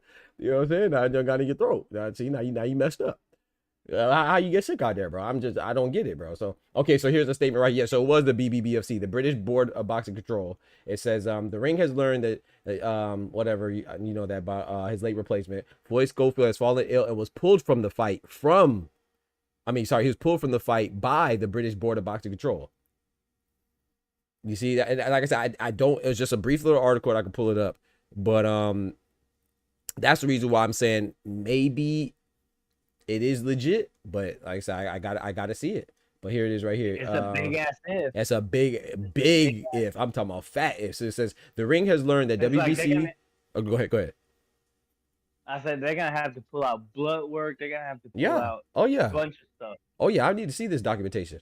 It says the ring has learned that WBC lightweight champion Shakur Stevenson is hunting for a late replacement. Floyd Schofield has fallen ill and was pulled from the fight by the British Board of Boxing Control, or British Boxing Board of Control. According to a source, two of the options being considered include Musa Gholam, my bad if I'm mispronouncing that, and Josh Padley, as we discussed earlier. So yeah, it's just that's all I can see. That's all I've seen, and you know what I'm saying? So yeah, it's just it's crazy, man. It's crazy. But yeah, I got to see the documentation. I'm with you. I think anybody that's criticizing Kid Austin is 1,000% justified until proven. That's the thing with this, right? Because it happens so much in boxing, it may not be Kid Austin's fault, but it's just like the Bomac thing, right? I've never talked crazy. Yeah. I wouldn't do that on an interview with somebody, but because somebody did it, now all of us are guilty to proven innocent, right? We don't get the traditional American innocent to proven guilty. All of us, I'm guilty. I'm gonna have to prove to somebody like Bomac or Bud or Canelo or Seniesa Estrada that I'm not a troll and I really want to genuinely interview them and make them feel comfortable, if you will. So same with Kid Austin. You know, it may not be his fault, but because Tyson Fury or Sam Goodman or whoever else, I don't know, give me somebody else that got injured and pulled out of who just pulled out of Oscar Duarte's fight, Kenneth Sims Jr. We don't know what's legit and what's not. You know what I'm saying? Regis Prograis, you know what I'm saying? Regis Prograis, yeah, dang, two people pulled out of Duarte. Dang, yeah, facts. That's crazy. Like, I just realized that, back to back he had people pull out, because first it was Kenneth Sims Jr., right? And then I forgot who he fought at that replacement. It was a Eastern European dude, I believe. And then now Regis Prograis, I forgot about that. Dang, so he had short replacements back to back consecutively. But yeah, so because of that, it's like innocent. You're guilty to proven innocent, man. So yeah, I agree with you, 1,000%. You know what's crazy, dog? If Kid Austin is shown in the stream, like in between fights, like if they show him, I'm gonna call bullshit on it. I'm sorry, I just can't go back. Like, I agree. Get your ass back home. Get checked out by your doctors, whatever. I agree. I agree. And same with Loma too. I didn't believe it until I saw the medical reports. You know, I was calling him a duck, but then I gave him grace when the IBF gave him the extension, because I was like, okay, bet, you know, I think the IBF stands on business. So if they give him medical exemption, that means he must have provided sufficient documentation to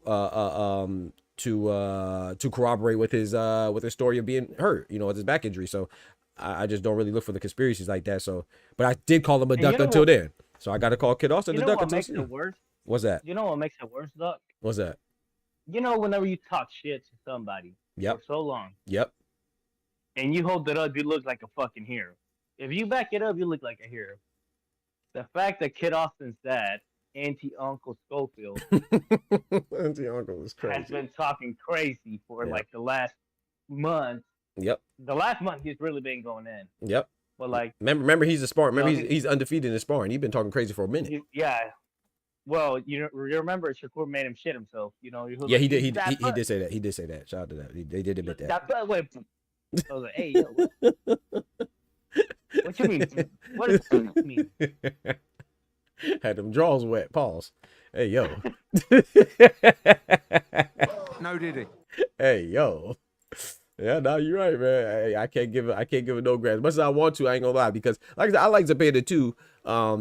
That's why I was so disappointed, and that's why I was so mad. But with Kid Austin, it's like I don't want, because it was so unnecessary. But at the same time, you know, he's a young fighter. Didn't have to take the fight, but he did. So we celebrate him. So I got to be on his head. I agree with you. Yeah, you got to keep me honest. I appreciate that, because and you know what makes it worse than Zepeda, in my opinion, my humble opinion. In my opinion, it's worse too. It's my opinion too. The goofies don't get crazy. Mm-hmm. No, they don't get crazy with me. One, it was in the best car I had ever fucking seen. Yep. 2, 4 days after the fight. Who the fuck wants to take that fight? Yep. Who's gonna take that fight? Who? Who's gonna take that fight, bro? Who's gonna take that fight, bro? And shout out to Shakur, man. Like, if I have to put another honorable mention, but not even like the lame, I just like the picture room, you know, like the special ed room, like the special needs. Shakur will fit in there because nobody wants to fight him, bro. Whether it be promoters, whether it be fighters, whether it be someone else, nobody wants to fight him. Yep. Nobody wants to fight him. That's why. Though Edwin Dos Santos had the worst fighting history, in my opinion, with Shakur. Yep. I gotta give him praise because he at least stepped in there. No, you're nice to me. I ain't giving shit. Yeah, I mean that's a good point. That's a good point. I ain't giving shit. That shit was trash. Him or Shakur. That's why I was mad at both of them. But that's the thing. I don't blame him any more than I blame Shakur or something like that. But I think it's 50-50. I don't want to see them. Shakur, lucky I want to see him fight again. That was trash, right?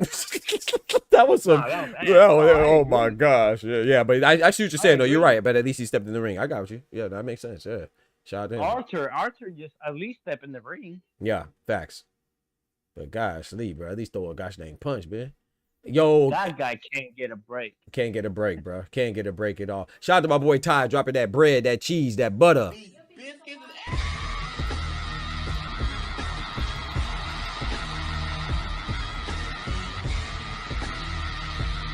Yes, sir. Appreciate that. He said 8:50 to 9 p.m. Eastern Standard Time. I'm pulling up. Let's get right. That's what I'm talking about. Hey. Man, if this ain't coronavirus or worse, yeah, I agree. If he said if it ain't corona, guys, he got that Rona. He said he ain't got COVID. Over there, no. Bro, I don't know where he got. He better have all that. Everything. Fraser Clark said they have some of the best doctors. Hey, you see how they fixed his face in 2 minutes? How they fix that face is crazy. So yeah, they definitely got some good medical staff over there. So yeah. Look at Ben Whitaker. The guy was running right after he tore his tibia, his ACL. Yep, everything. Achilles, meniscus, everything. He tore everything in his leg, and he came out running after a guy who took his phone. So they got some great doctors over there. So even if he got COVID, they supposed to fix that like that. You know, that's crazy. We got my boy Irony in the Discord. Let me pull him up. Yeah, I think that's crazy, bro. I think that's nuts.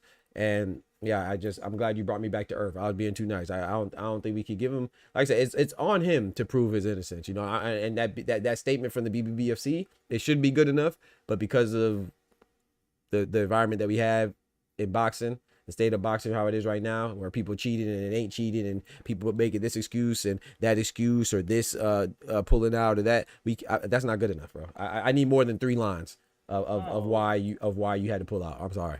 I agree with you, Oscar, 1,000%. Appreciate you for bring me back to earth. Yeah, no, this is definitely, to me, by far, this is probably the worst duck I've seen. At least 2 years. At least 2 years. What I'm up, trying to think. Irony? My guy Irony in the building. What's good, brethren? Irony. Yes, Oscar sir. is preaching. Oscar has been preaching. That's a fact. Man. That's a fact. Yeah, this is bad. Like I said, I want to give him the benefit of the doubt, but then this is bad, bro. Nah, man, I don't. Yeah, I don't blame you. I mean, How can you? Irony. Yeah. Tell me. Exactly. The best card I have ever seen. Yep. 4 days out. Yep. Nobody's gonna take that fight. You know nobody's gonna take that fight. Nope. Absolutely, bro. Nope. Absolutely. It's like the date was set. He know for a minute. What Irony, how many days have you been sick in a row? That's a good question. The most I've been sick is 2 days. Legit. Yeah, something like Yeah, that. cause you be on what you be on? You said you be what you be drinking? I don't remember. That whiskey and rum. You see what I'm talking about? That's what gets you popping. You be on that whiskey and rum, yo. That's right. You bounce right back like the Hulk. Bro. Irony, when have you seen an alcoholic in PR sick more than 2 days? Exactly. Yeah. You got that super serum. I know. Yeah, yeah, you got that super serum, bro. If you don't want to get sick, guys. Timing ever, bro. Yeah, it's terrible. Worst timing, like, bro, like Mama Holyfield, bro, like. Mama Holyfield is crazy. Yeah, bro, like that freaking voice, bro. I gotta call him Mama. I'm not mad at you, bro. And bro, he accused Shakur team of how many things, bro? Like planting. He said that they called. Yeah, he said yep. He said that he accused them of poking a hole in their tire, sabotaging his passport. What else? So Shakur's been in camp and all these different things and interviews and all that, and he still has time to just mastermind all this shit. Yep. And at the same time saying they scared. They I don't want to do that fucking voice, bro. I'm sorry. Hey, it sounded good to me. I ain't gonna lie. It sounded better than my Macho Man Randy Savage, bro. Hey, it wasn't that bad, bro. Appreciate it, bro. Yes, sir. I used to rock with Macho Man, bro. That was my pop's favorite wrestler back in the day. Me too, bro. Macho Piper, even Hulk, hey, bro. Roddy Piper. I forgot about him, man. Yes, sir. I ain't like him, man. Nah, man. You know what I wrote in the chat? I thought about this. Like, I was looking at the card and I was like, listen, if you're gonna cancel a fight outside of maybe the Buatsi Callum fight, this is the one that I mind the least, bro. Honestly. That's a good point. I did see that comment. I didn't get a chance to respond. I agree with that. I would. Yeah, I agree with that. Everything you just said. Yeah. Still pissed, bro. Yeah, still pissed because it's a good fight. To me, they're all good, but yeah, I would agree. I think that's a fight that I don't mind. Well, maybe not only that, I wanted to see everybody Shakur. was there. That's what's crazy. Everybody is in Saudi. Was there. Wow. Press conference. He was in the press conference a couple hours ago. Wow. It's like, what the fuck, dude? Yeah, you just have to weigh in and the fight. Yeah. Wow. Are you serious? And Irony, correct me if I'm wrong, but he just got to show up and look decent, and his profile was skyrocketed. Yep, just like Tank. Exactly. Bro. I mean, just like Pitbull. He's essentially playing with house money, bro. Unless Shakur knocks him out in like 30 seconds or something like that, you're basically playing with house money, bro. Nobody's gonna hold that loss against you. Not only that, you had experience, bro, being in there with the likes of Shakur, bro. That's gonna help you so much, or was going to help you so much. I mean, this. Not only that, it's not like you're fighting Tank, bro. It's not like you got a reason to pull out, bro, like a good reason. You're fighting a guy that's just gonna fucking paintbrush your face, you know, and everybody is expecting him to do that. Bro. Yep. Nah, man. Nah, man. Nah, that's a good point, man. Yeah, it looks terrible. And bro. talking on Shakur that you were saying, he's coming out of a surgery. Yep. He's gonna test out his pen on the big stage. So you really, like, bro, you just had to show up. I'm sorry, you just had to show up. Yep. You just had to show up. Like, honestly, this is like the day was even said a couple months ago. Be sick a month ago. Like, I wouldn't give a shit if you got sick a month ago. Exactly. I mean, look at this. we weren't even too mad at Madrimov, and that was what 10 days before the gosh dang fight with Boachu. But this is 4 days. Like, come on, bro. You doing too much, bro. That's too much, bro. This is worse than Naoya Inoue versus Sam Cutman. Yeah, facts. Yeah, it's worse because I mean his was late too, but and his was what? His was what? Two times he did it? 3 times? So stacked. Yeah, Naoya was the main event, so that probably trumps it. But I think this is such a good card that maybe that's like the lucky side. Yeah, of this. right. We're gonna forget. We're gonna forget. By the time Saturday comes, we'll forget. But when he's looking to make another fight, you know, who's gonna?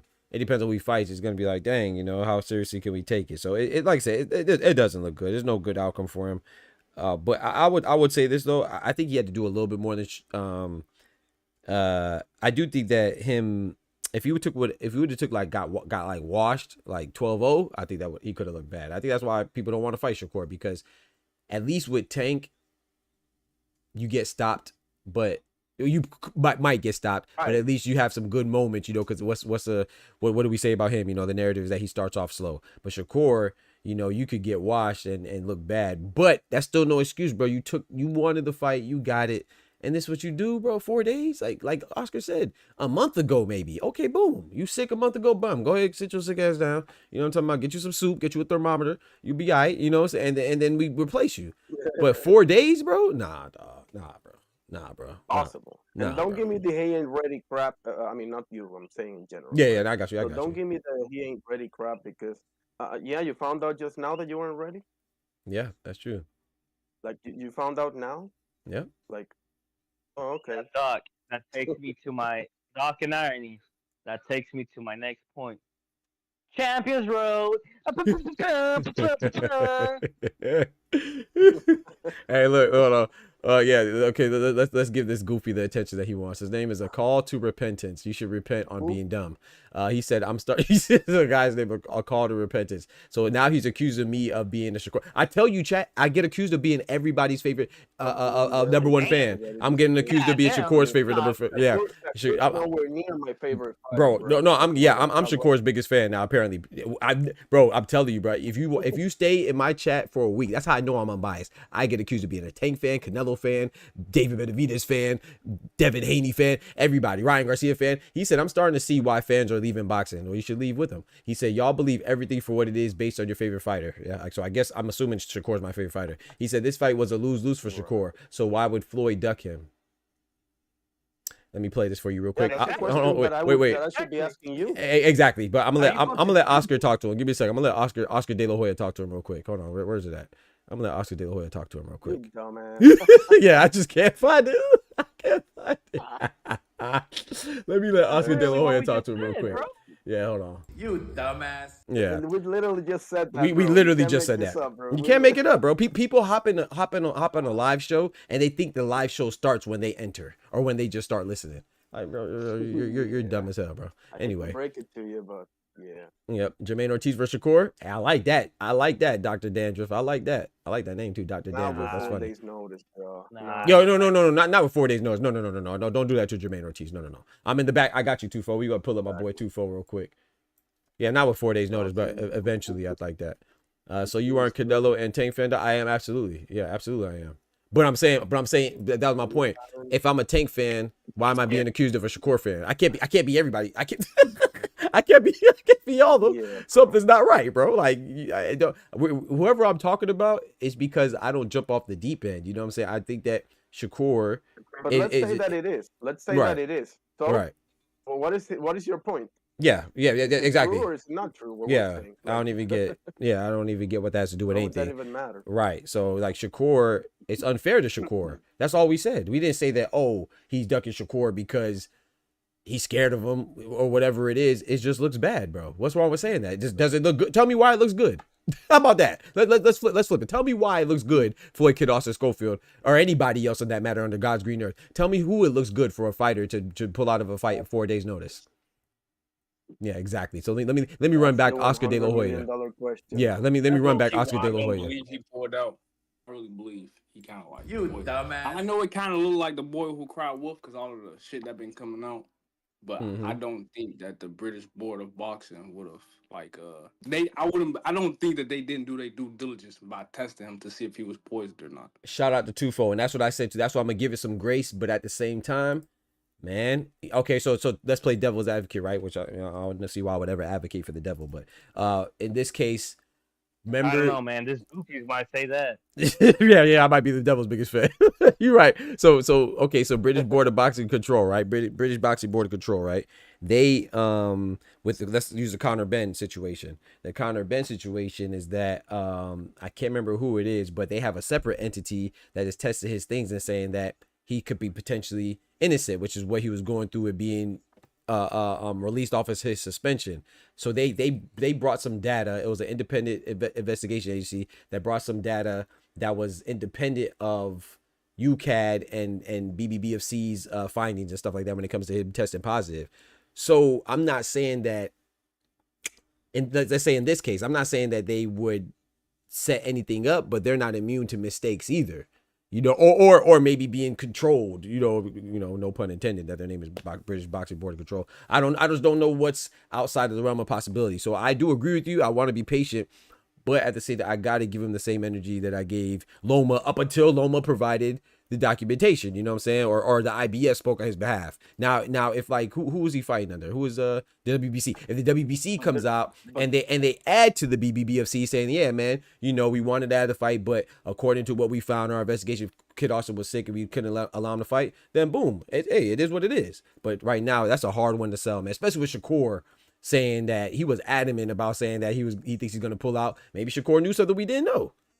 You know what I'm saying? It just looks bad, bro. You know what I'm saying? But I do agree with you, too, that, bro. You got to consider everything that has transpired. Like, I don't think the Loma, I mean, the Loma analogy, I don't think it's a good one, but it might be from the medical standpoint. It might end up being a good one. But, like, when you consider everything that has transpired, especially the El Hocico of Mama Holyfield, like I don't know, man. It's one thing if Papachenko was saying, "Oh, we're gonna big tanks ass, blah blah blah blah blah." They call the SWAT team on us. They call the the freaking Navy SEALs on us. Whatever, bro. Like, nah, bro. Like, just man, this is as fishy a situation as freaking you can make up, bro. This looks like a freaking movie script right here, bro. It does. Yeah, Yo, shout out to. Am I going crazy here? Nah, it looks crazy, bro. No, like a script. You're completely right. The only way to justify it is that you dead. That's crazy. That's the only way to justify it. Yeah, take them dad in the building. What's good, my brother? Big member in the building. Christ himself. You dead and you resurrected in the third day, or the fourth day in this case. Yeah, I like that. I see what you did there. Oh, come on. Yeah. Now, but I do think that Tufo was right though. I do think we should be. I think in the idealistic world we should be patient, but because we've seen this stuff happen so much where they don't, like, bro, I'm gonna ask you this, Tufo. You still there? Yeah, I'm right. I'm listening. Okay. Yeah, and now I want to know your opinion on this too. Okay, let's say Madrimov, right? Madrimov said he was sick. Ain't nobody even check. I know I didn't check. Maybe you did. Let me not say nobody. I didn't check, and I'm very, I like to find out these things. But once he said he was sick and they called off the fight, I was like, man, I don't believe he's really sick. I said, man, he bullshitting. But I said, I'm gonna check it out. I didn't end up checking it out. I don't know if he was really sick. I don't think he was really sick. But so with Floyd Kid Austin Schofield, why should I believe that he's really sick? Or like with Tyson Fury, right? With the cut that he got. I didn't believe that he really got cut. Right when he postponed the first Usyk fight. So now Beterbiev, I will say I did believe Beterbiev was legitimate, and maybe I shouldn't have believed his either. But even that came with controversy. If you remember, some people said that Beterbiev he wasn't really injured. He was just cycling off the PEDs. So like it always comes with skepticism. Man, I don't know, bro. Tyson Fury's case, he did have a little bit of a history, right? He postponed, I think, the Vladimir fight. Right. Like, he had a little bit of, so there was reasons to believe why it wasn't true aside from what happened. And to be fair, what Tufo's saying, there's no reason to be suspicious of Kid Austin besides the what Shakur was saying. Well, or is there? Sorry, go ahead.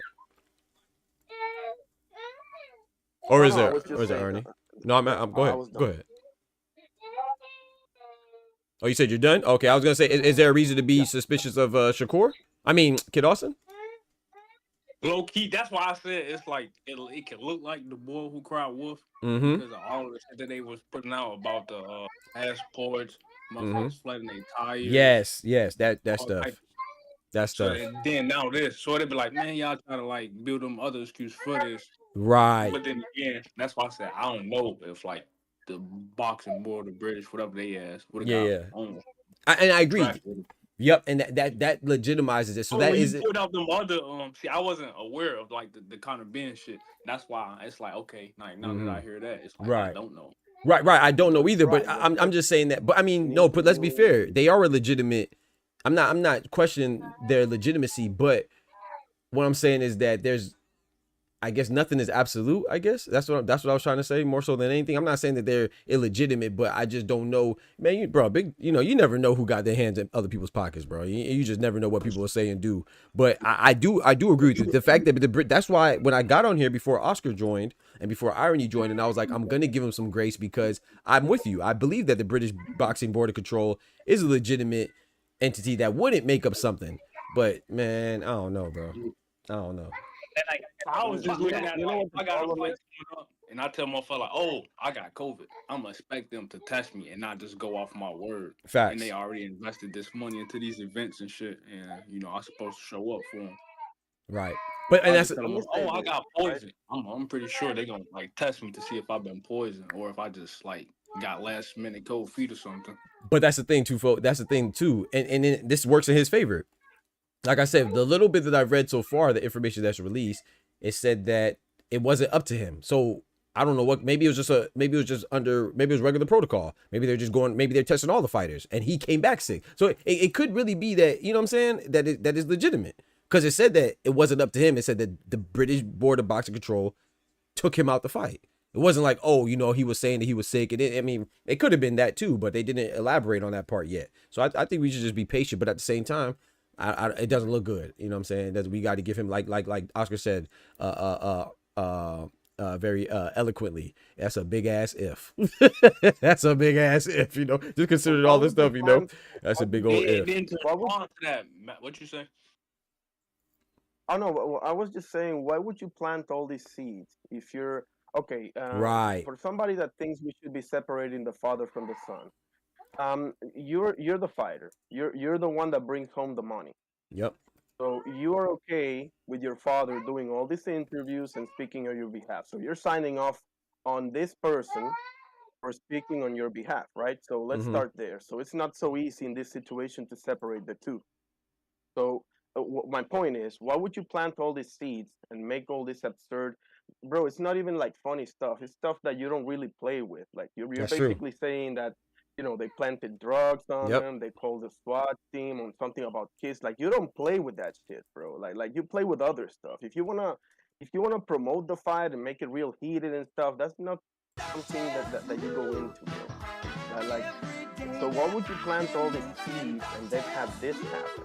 That's the part that's crazy. That's my biggest problem. That's what I wanted to. Yeah, because he had the trouble with the passport. Those people that don't know. That's another one. He had the trouble with his passport. Yeah, because remember he didn't make it to London. Had trouble with his passport. That's what Shakur said he's gonna pull out. Then he had the allegations of the sabotaging of the camp from his tire getting busted. And then his father had the issues. You know what I'm saying? Which I don't know much about, so I mind my business. But something with domestic incident with his father and his father's significant other, whoever it is, whatever.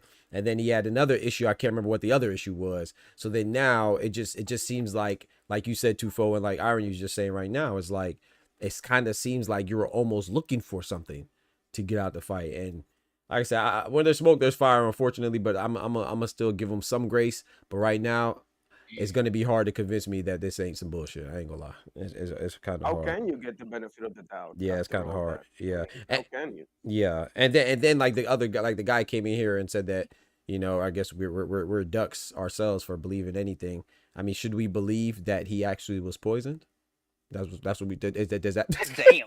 I mean, what should we really? So he was talking trash to us. The person, I don't even remember their name, Redemption or whatever their name was, or whatever. I don't remember. But so we should believe. So it's more reasonable, whether it's true or not. Is it more believable that he's bullshitting, or it's more believable that Shakur poisoned him? Since that's what you're believing, I guess.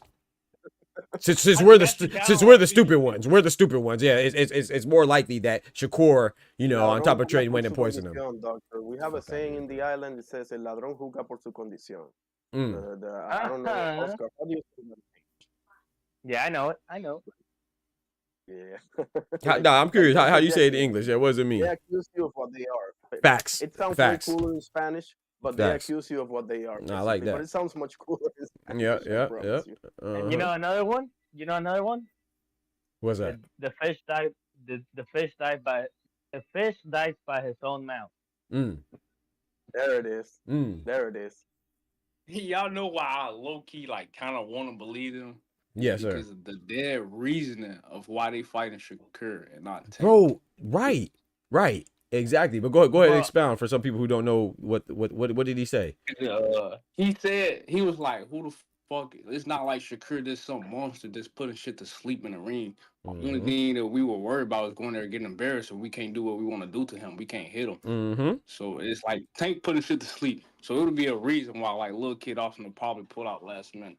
But with Shakur, it's like, it's kind of true. Like, if you go in there, you ain't gonna worry about him knocking your ass out cold. Nope. It'll be more so like you'll go in there missing damn near 80% of everything you throw. So I kind of, I want to believe him because it's not like, I'm not saying like Shakur not nobody to be scared of, but it's not known for somebody to be scared of Shakur other than getting in the ring and looking embarrassed.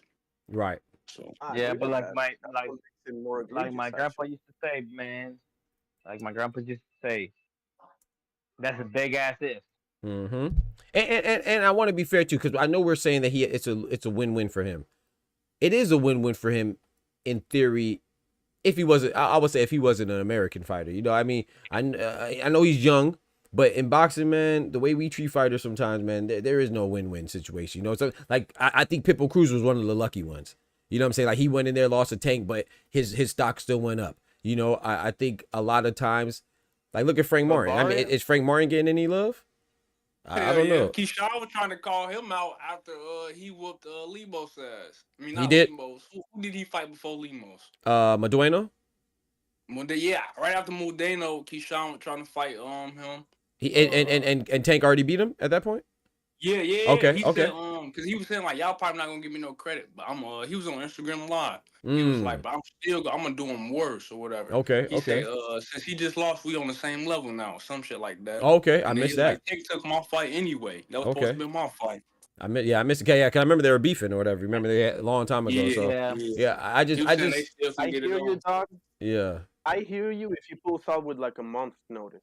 No. I'm not saying that to make an excuse for him pulling out. I'm just saying that I don't want to act like him losing means nothing. It does mean something, but I'm not saying that to justify him pulling. Oh hell no. Yeah, I'm not. Yeah. Hold on, let me play that real quick. What'd you say, Oscar? He a bitch. Oh, here you go. Nigga, you's a bitch. I just played it, bro. That's for Kid Austin, man. Yeah, he look bad, bro. We gonna bring on my boy Ty Morissette in the building, man. What's good, brethren? Ty, what's the word, gang? Top Ty. But then again, Shakur might go in there and catch his ass with that body shot and stop him in the first round. The same one he caught him with in sparring. In sparring, yep. Have him boo-booing again. He catches after that shit in the first round. We never know. That'd be embarrassing, low key. Maybe nigga, you got stopped in the first round. Yep, maybe that's what he was worried about. I don't know, bro. Yeah, like Erickson Lubin. The same thing happened to Erickson Lubin, and he's still getting some fights, bro. Like I don't know. No, bro. No, everybody ain't built like Erickson. No, not even Lubin. It's not Lubin's problem. Is the division problem in that sense. 154, you're 1-2 fights away from being great. 135, you're 1-2 fights away from being great, but only if you win. If you lose, you're out of there. That's true. That's true. You again. That's true. Yeah, 154 is hot. So yeah, because when Lubin, that happened to him against Charlo, right? That was yeah. He got demolished. Undisputed. Yeah. Yep. You know. Talk to me, bro. And Fundora and still around actually. What y'all think about the WBC putting that rule in place? What rule? And that shit been around since like 2019, I think. What rule? But they just don't want to get back to it. What rule you talking about, bro? that them weight rules when you gotta check in. I think like 2 weeks before, 10 days before, 7 days before, 3 days before, like that shit. And then you can't Oh, blow up yeah, over you can't be like 15%. 50%. Okay, yeah. I like, bro. I think all the sections body should I implement some love it. type of weight. Yeah, I think. I'm saying like, Yeah, I think all not if sections y'all body should do agree it. with it or not, but what y'all think about them putting it in place for this fight? But in Haney and Ryan fight, it wasn't in place. Well, they just not Oh, okay. Or implementing. the Regis fight, it wasn't in place. The Haney and Regis fight, it wasn't in place neither. Yeah, but if I understand it correctly, and I know there's some back and forth with this, I don't know. I didn't waste my time. Not saying waste my time. I should say waste my time. I didn't use my time to check into it, but I know that during the Haney and Regis, from my understanding, it wasn't passed yet. Like it was something that was proposed at that point, but it wasn't. Yeah. So that's my understanding. I don't know, but It that was was still on the air from yeah. what I've seen. From my understanding, yeah. So I think that's why it wasn't implemented during that fight. But somebody correct me if I'm wrong, though. Yeah, but I like it though. Like made it a legit rule.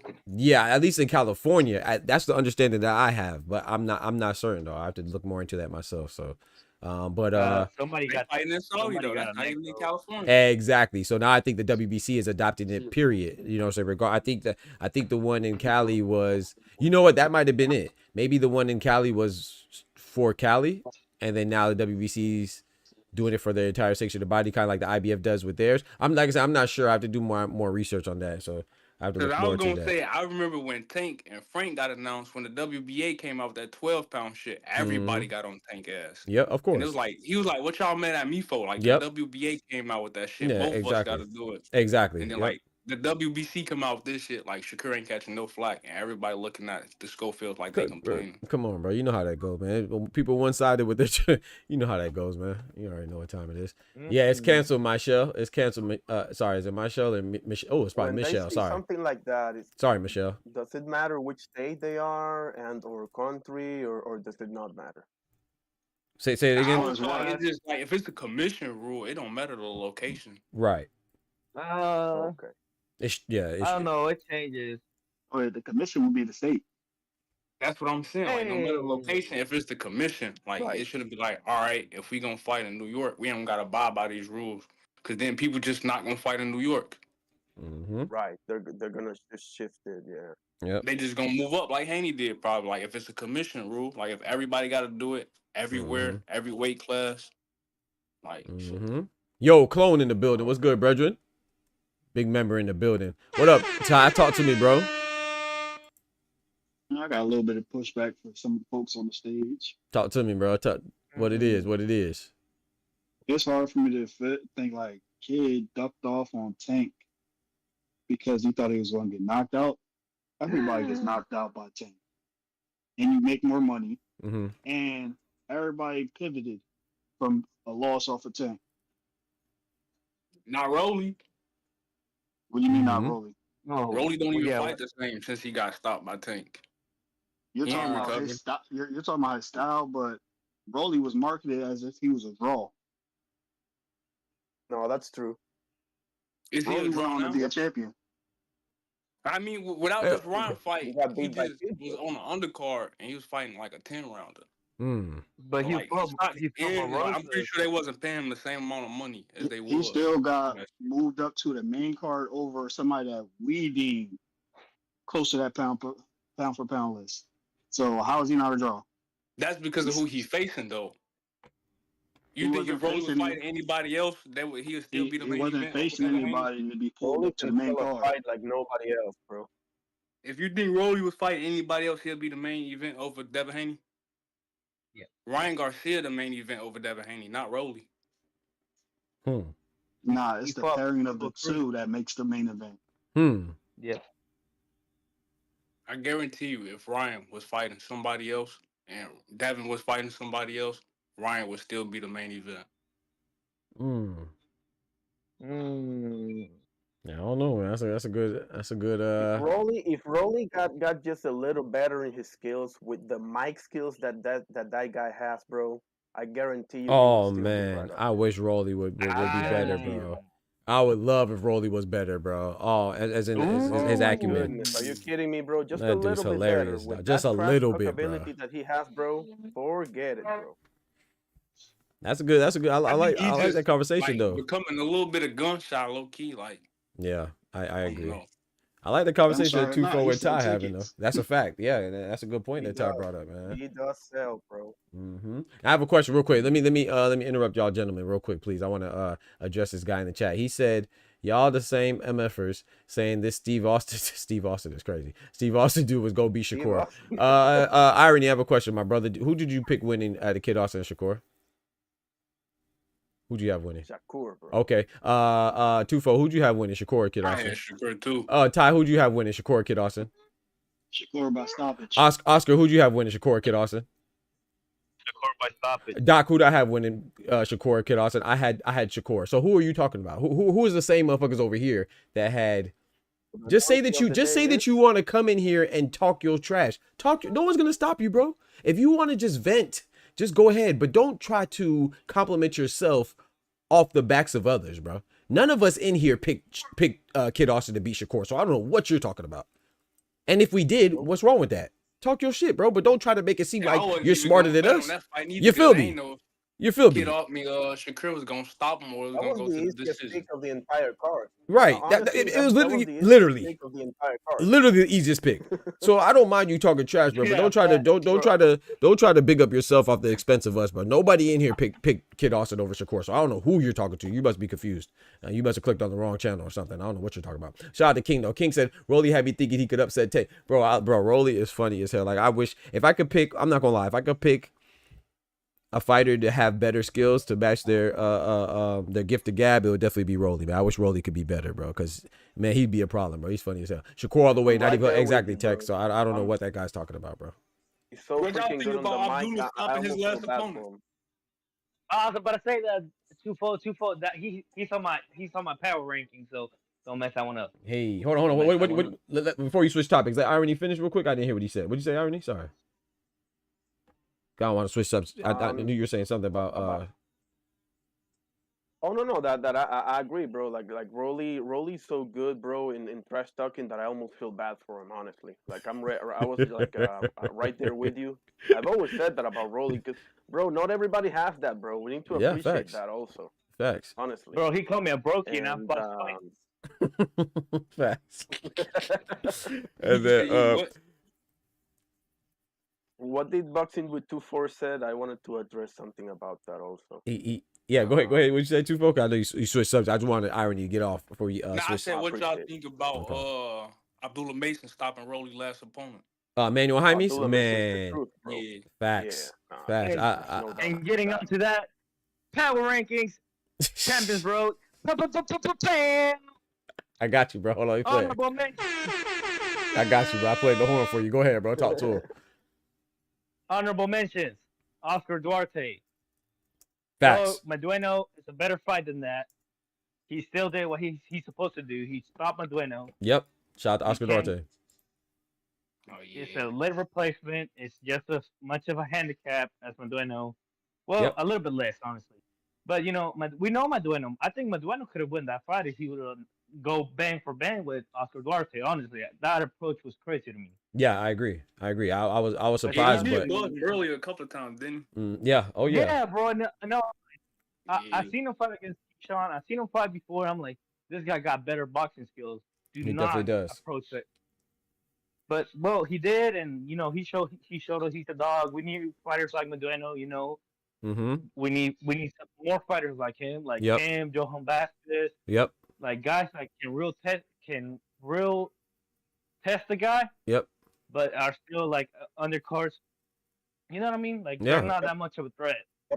Yeah, like a solid fighter. That's see where other fighters are. Exactly. Yeah, I got you. C+ fighter. Mm-hmm. Yeah. Yeah, there's always a place for them. So shout out to Madueno, man, and shout out to like you said, Oscar Duarte too. I think that's why when I talked about it, man, I was really disappointed with people saying, "Oh, he got this from Ryan." Talking about he on that Ryan Garcia. Bro, I probably, bro. Yes, they said that he on Osterine, bro. He got the Osterine from Ryan because he won. Like, come on, bro. Like, it's just, bro. I think Oscar Duarte, man. Shout out to him. So now Ryan is an Osterine, or he's not an Osterine? Exactly. Because even if he did get it from him, it doesn't matter, right? I thought it didn't matter. So yeah, so I don't get it, bro. Let me just say one thing about Duarte, because I watched that fight and Honestly, bro, I respect to both dudes, obviously, but I wasn't that high on that win because I just thought that Madueño's style was tailor made to make Duarte look good, bro. Honestly, What y'all I think don't about want to take Duarte anything and away from the Matias? guy. I don't like that, bro. Like I think Subriel is for better things. I think Subriel is gonna murk him, bro. And I they were agree. You saying know like who? Ryan You rematch. know, I'm like, bro. Nah, will be I a won't say hell of Ryan. a fight for him, and it'll be like a great one for like a Riyadh season. What's that? Angel Pitbull? Fierro, bro. Nah. No. Oh, okay, Fierro.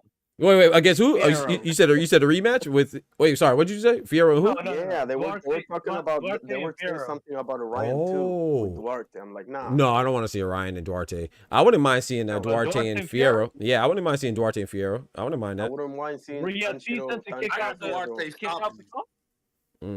You got Duarte stopping Yeah, and Tanjiro Angel Fierro. Fierro. Ooh, Nah, Tanjiro gonna stop Duarte. That's my that's a prediction. tough one. I don't know. I'm leaving that one alone. I'm just gonna enjoy that one. That's a To me, good it's one. 50-50. Yeah, To me, it's 50-50. that's a good one. Yeah. it probably is. It I don't probably is. I don't want to see a Duarte Ryan rematch. I just don't think I mean I feel like okay, and this is gonna sound bad because I'm not trying to compliment Ryan Garcia or disrespect Duarte, but I just think that Duarte he has to prove more to get that rematch. I don't see why Ryan would fight that again. He needs to change his boxing style, honestly. Yeah, because I think Ryan Garcia he's Fighter like Ryan Garcia. right, and he might not be better, on another level skill wise, but he's on another level of stardom to where you don't get that fight again unless you show us that you deserve it. You know what I'm saying? And Mama Dueno was a good win, and it's not. I think Regis Prograis could have did that for him, being a former champion. But and Mama Dueno was a decent win, but it was short notice. So short notice and late notice. So I kind of think that's probably why Madueno fought like that. And that's just me reaching. I don't know, but I just thought he fought like that because maybe he didn't trust his conditioning. I will give him. So Oscar Duarte had like two replacements, or am I tripping? Yeah, back to back. I just realized that talking to Oscar today, Oscar Perez in the chat. I just realized that in the Discord. Yeah, he had two replacements back to back. Remember, he was supposed to fight Kenneth Sims Jr. and then he pulled out and he fought a European dude. I don't remember his name. Forgive me. And then now he was supposed to fight Rougarou and he pulled out because he was injured and he fought Madueno. No, I'm saying like in the same fight. I thought he was supposed to fight Regis.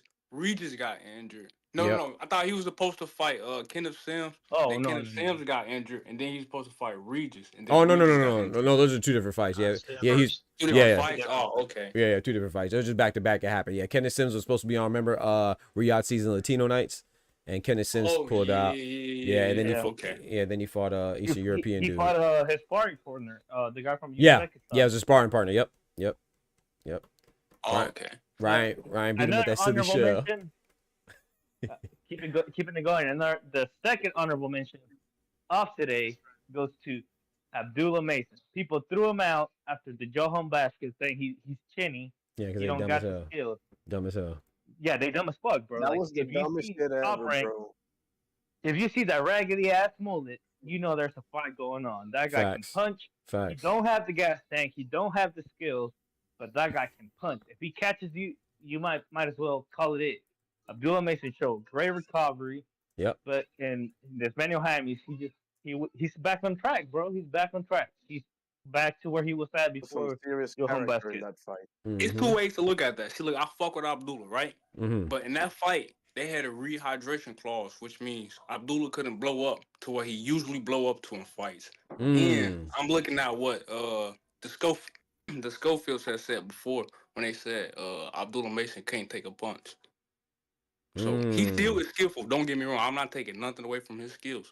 But I still, just like Devin Haney. You want to see more. Devin Haney chin was suspect. We still think he's skillful.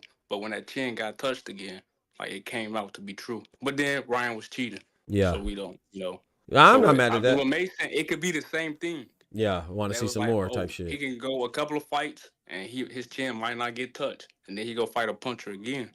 And like that shit can happen again. So I'm not gonna say he not chinny. Yeah. I still think his chin a little suspect, but he's still skillful. Yeah, I mean, I'm not mad at that assessment. I mean, he hasn't really fought anybody of I think he's on the right path of progression, but he hasn't fought anybody to where I'd be like, okay, bet, he's I think it's good solid for a like this, but fighter to be work his way tested. out of trouble Right. the I think earliest that's good. possible Yep. in their career. And Yep. I you know like it. how he in his building phase Mm-hmm. before Vasquez, they've been matching him up with a lot of people with a high knockout ratio. So I Yeah. think it was to build his confidence while he in there with some punches. Yep. And even Johan Vasquez, like himself, No like you doubt. said, he's a big puncher too. So he has a high. Yeah, that's why I was saying like he's not the only puncher that he been Right. in there with while they been building him. So Right. Oh, okay. I got you. Yep. So you're Yep. gonna have to work yourself out of trouble, whether you like it or not. You're gonna have to. So the earlier it comes, the better it is. Yep. yeah. Yep. I'm honest. Yeah. So I like I it, think man. that's why they just been pulling out people from like 26 and shit with like high knockout ratios, and like Vasquez was one of the, like I think first 35 or 40 pounders with a high knockout ratio that got to him. But and then you no, had but that guy is good, bro. Like I can't emphasize this enough. Like Mhm. that guy is good. He just don't got the skills or the tank. I don't know which one it is to fight like a champion, but Oh, he is Johan actually Vasquez. good. Yeah, Mm. and then it's not like Abdullah Mason didn't have his hand up. He just got caught with a decent looping shot. He had his hand up and still got caught. exactly, bro. Exactly. So I'm not gonna say he's not skillful. Like his Not skills like didn't he have got nothing robbed. to do with him getting caught. If anything, to me, it just showed greater recovery. Yeah, for Because sure. he got hit by a big puncher. Exactly. He got dropped, stood up, and stopped him. Like, how does it get any better? Yeah. Yeah. He answered a lot of questions. That night. Exactly. Man, that Ty get him, man. Ty been quiet, bro. What's up, bro? I got lost in the sauce. Oh, okay. Okay, he out there creeping. He said, "Is it possible I can call in and chat?" Yeah, of course. Solidus, is your name Solidus T, like Solidus Snake, like from Metal Gear Solid? Hey, Metal Gear Solid. Hey, yeah, that's my game right there. Fucked up, but I like it. Yeah, it is messed up, but that's what makes it good. All right.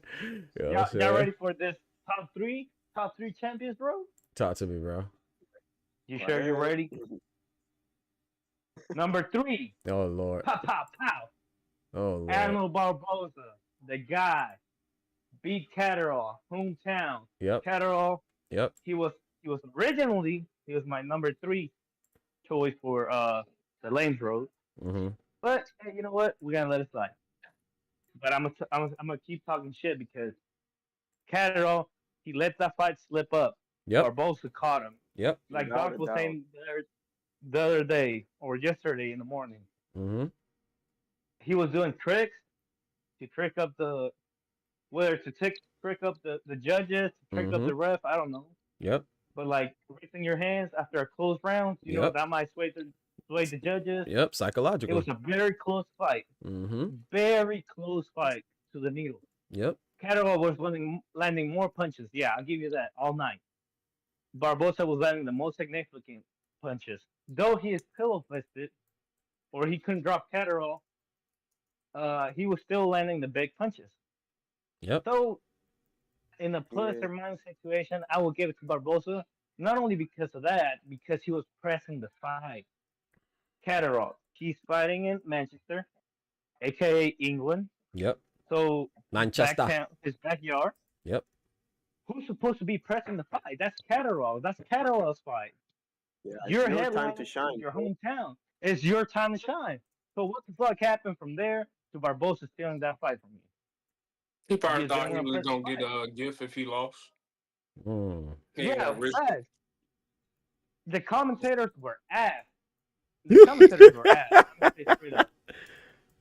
I think Ty said it better. It's like Catterall's a brawler, but he didn't want to brawl on the time he had to, and it's just crazy to me the fact that he let the fight go. It wasn't so much Barboza. It was more of Catterall, but still, Barboza did it. He got the win. He upset the hometowner. If that was a U.S. fighter, I believe all of us would be saying upset of the year.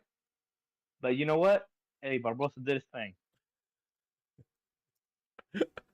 Oh yeah, for sure. No, absolutely. Yeah, I think Barboza, man, outside of people thinking that Catterall was gonna win like myself, I don't see why people are acting like it was something wrong on Barboza's part. I mean, they both fought well. I didn't like the fight, honestly. Oh, you didn't like? I liked it. I didn't like it. I liked it.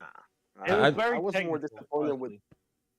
I I mean, was that's more both of their disappointed with styles, though. I Catterall mean, than anything else. Me too. That's what I was saying. I think Catterall to me, and I don't know if y'all feel the same way. And it's kind of what Ty was talking about too, and Oscar just mentioned again. It's like to me, Catterall, man, it's like he just lets his foot off the gas for no reason, bro. Like I don't know. I don't know if he feels so like, I feel like he had a reason. comfortable or what. What you say, Ty? Sorry. I said I feel like he had a reason. I think it's the opposite of what Oscar was saying. He was at home, so he felt comfortable. You feel me? He felt like the judging was going to be in his favor. He had to come out there and be. Bro, the man came out to Hakuna Matata, bro. Urgency, bro. Exactly. Like I said, the man came out to Hakuna Matata, bro. Come on, bro. What are we doing? That should tell you. And I love Lion King. I love Lion King, bro. but I don't think that, bro. I got lion earrings. I got lion chains. I got lion rings. I got lion, bro. I love. That's my favorite animal, bro. Lion King, my favorite movie. I got that thing like 4 or 5 times in different VHS, DVD, all types of shit. In the jungle. Yes, you don't come out to that, bro. Like what are we? You too comfortable, bro. You too comfortable, bro. You too comfortable, bro. The man came out the Lion King, bro. You feel me? Yeah, come on, bro. What are we doing, bro? Yeah. He was better coming off to the little Lions Gate theme. Huh? You feel me? Something. So something, bro. Yeah. The MGM joint. Yeah. All that. Something.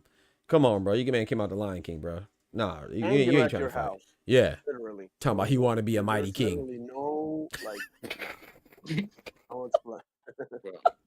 Oh, but he want to be a mighty king, man. You better come on, man. Lock in, man. Lock in, bro. Y'all already picked all y'all picks for the whole card coming up on the 22nd. Yes. Go ahead, bro. Start with you. Yeah. Let's do it. You start, bro. Kick it off. How you want to do? You want to do it fight by fight, or you want to do just run through the whole list by each person? We could go through the whole. Wait, what you say, Oscar? I like number 2, number 1. Okay. Oh no, go ahead, Oscar. My fault. Yeah. Get your number 2, number 1. My fault, bro. I apologize. I'm just kidding. No. Do your thing. No. You was on the roll, bro. Nah, yeah. I'm interested. Yeah. And then we gonna tackle the card. Yeah. I keep changing topics. Right. That's my bad. Nah, you good, bro. Nah, you good, bro. All right, number 2, I got Sanders Size, man. That guy keeps improving every time we see him. Not like Beto Melnicki. Like, this guy actually gets better every time we see him. I don't know how he does it. Ball has had him a couple times. I think he's going to learn from this and just keep moving forward. Now, I want to hear y'all's opinion. This is the last easy but not easy fight he's going to get. After this, I think it's going to be like a Virgil if he loses or a Madrimov if he loses. Like, those caliber opponents. But you said those the fights he's going to get if he lose? No, if they lose, Sanders Sanders just won, he can't lose. But like, if Virgil loses, I think it's gonna be Sanders Sayas and Virgil Ortiz. And if Madrimov loses, I would like to see Sanders Sayas and Madrimov. I don't know, bro. I'm not gonna lie. I think the fight happens. I don't want to see Xander against any of those guys yet, in my personal opinion. I think it happens, and it should happen, not right now. Yeah, I was just gonna say I low-key think that'll happen before not Ortiz, because he got the interim belt already, but at least the other contenders, like before they get a shot, they'll fuck around and end up fighting each other before they fight the champions, because all of them belts low-key like locked up. Well, now with Bud moving up to 68, never mind, because Bud just moved, so that opened up Fundora. So open it up for who? Man, he gonna get Fundora. Clapped. No, I know. I'm saying open it up for who? At least it's gonna have to be a PBC fighter. Never mind. Man, they gonna get clapped, man. I don't. Well, I mean, I don't know. Yeah. What y'all think about Fundora being unified and being ranked? Never mind. Going. Who your number 1? Oscar. I was gonna switch the shit again. Your number 1 Oscar game. Number 1 and hey dog, what's the like equivalent to like S class, student in a classroom? Like an A student, summa cum laude. What you talking about? No, like in a classroom, what would you call like the guy that always A's? Like a class, the teacher's favorite. I don't know, teacher pet. He said, yes. Oh, valedictorian. Okay, okay, valedictorian. Okay, my fault. You talking like the real? Okay, that's why I said summa cum laude when you graduate. My bad. Yeah, valedictorian. Yeah, yep. I hate Auntie Forehead so much. That's crazy. This man Greg Hackett. Let me see. Is this Greg Hackett who just fought Nah, Brian this Norman? shit GHBTV. Yeah, Yeah, Brian Norman Sr. Yeah. That ain't really him, but hey, congratulations anyway to you and your aliases. You know what I'm saying? That was a good fight, man. But go ahead. Go ahead, Oscar. The Battle of Victorians, I think everybody has to agree. Nobody can have anybody different. It's Keyshawn Davis, man. Keyshawn Davis destroyed Baranchyk. We were all saying that's the closest thing to a Loma fight without actually being a Loma fight. We were all saying, oh, he's a champion. How can he be? How can he not be ranked in the Rank magazine as top 4 at least because he's a champion at 135? Yep, I did say that. I had Keyshawn stopping him. I said it too, dog. I said it too. I said it too. That's I said it was gonna be an easy fight because I never play into you did, Keyshawn's favor. You did say that too, Phil. I didn't think it was gonna be an easy fight at all. I never thought that this was the closest thing to a Loma fight, though. I knew Harry's gonna say something. I don't really be like just studying they fights. Come on, Oscar. Come on, bro. Like, what other? Like, I honestly thought it was gonna be. Yeah. I was like, no, Baranchyk is being underrated. I think I thought so too. I thought so too. In my opinion, that's what Keyshawn is number 1. He destroyed that guy. It's because it wasn't even a close fight. He destroyed him. I think it was because he had a close fight with Navarrete. People was giving him more credit. I'm not gonna say give him more credit. He deserved the credit as a champion, but like, you're not wrong. I sure hell was. I ain't gonna lie. I think that's what it was for some people. But like looking at Navarrete, I'm not gonna say like not take nothing away from Navarrete, but he just like a heavy-handed motherfucker that throw a lot of punches, and them type of fighters hard to deal with. Yeah. And I would say this too. Oh, go ahead, Oscar. I was gonna say, plus his style predicates to him being actually bigger than the other guys. Yeah. And I would say with Baranchyk too. I don't want to, because it's kind of hard to do both. Like I am disappointed with Baranchyk, but I still think that was a pretty good win over Navarrete, even though he's not a 135 guy. Oh yeah, for sure. And at the same time, I did recognize that Baranchyk, in my opinion, was the weakest of the 4 champions at 135. However, I still think that, without a doubt, yeah, but I still think that was a great win for Keyshawn. Like I didn't expect him to stop him, so yeah, I want to give him that credit. You know what I'm saying? Because I thought it was good. I thought Keyshawn would win, but I thought it was gonna be a unanimous decision, and I thought it was gonna be a pretty good fight. But Keyshawn did his thing. So and correct me if anybody's like any different. Keyshawn looked composed. He looked like the champion. Honestly, it just comes to that. Yeah. Like he looked like he was a champion defending his title against a nobody. Because he looked composed, he was easy. He was listening to his corner, which that's crazy. As it might seem, that's very hard to achieve nowadays. But like, it's just a combination of all. Like he destroyed him in any angle. It was like a destruction. He has like this hunter type of patience and calculating, and really interesting, bro. Honestly, like you never seen him trying to force things or like rush the fight. He just let the fight come to him. Listen to his corner. Like he has a master technician at Bomac. That Bomac reminds me of my uncle before they cut off his leg. But like, he looked calm and composed. You can't take. It looked like Keyshawn was that much better than his opposition. That's all it looked like. It's not that Baranchyk is bad. Yeah, that's how I feel. He is that much better. Man, okay. I also want to say this though. I know I'm gonna sound like a Keyshawn hater, man. I feel like Ty gonna get on my head, but no, because you're saying it for me. Okay, I was Keyshawn composed, or was just Keyshawn just like that much overmatched? I don't know how to say, because I don't want to be disrespectful, but I just feel like there was a major side, bro. Like exactly, and I feel like I underestimated, and it might be what Tufo did. Maybe I'm a victim. Maybe I did give him too much credit for being a champion, but at the same time, it's like, bro, I want to give Keyshawn so much credit, but when I watch it, Oscar, bro, it's like, I don't know how much of it, because at first when I'm watching it, when I watched it the first time in the real time, I'm like, dang, this man under the lights first fight, he looks composed. I even said that. I was like, man, he looked composed. He looks even keel. He just like he's not flustered. But then I watched it again, and I'm like, Bro, I Yeah, don't know bro. if he just it kind of felt like I it know was what you're like a layup. Like, yeah, like I don't like and maybe this is what tipped me off. And this is maybe and I don't want to call nobody a layup because Baron is a champion. All respect to him. But when Bo Max said this, man, he said, I'm watching an interview, and it was a quick one. He said, yeah, you saw it. He said, man, that was a great win for Keyshawn. He said, man, that dude was trash. Bo Max said this. So I'm like, man, maybe I was just that bamboozled, bro. Like, and it can happen. You know what I'm saying? Maybe I was. I don't know, bro. Like, and I don't. Man, you know what it looked like to me? It looked like to me like Goku against Krillin. Krillin might be the strongest human, but he ain't never gonna be Goku. He ain't no saying, bro. I don't know shit about Dragon Y'all know Ball. what's funny about the Navarrete and Baron Chick I fight? feel you already. What's that? I'm looking at the fight when it happened. I'm like, this shit's so ugly. I don't even know who won. But as a promotional company, to keep both belts out of my stable, I know like Navarrete can't have the belt at 35 and 30. I'm gonna just go ahead and get his belt to Baron Chick until Navarrete go back down to keep both belts on my stable.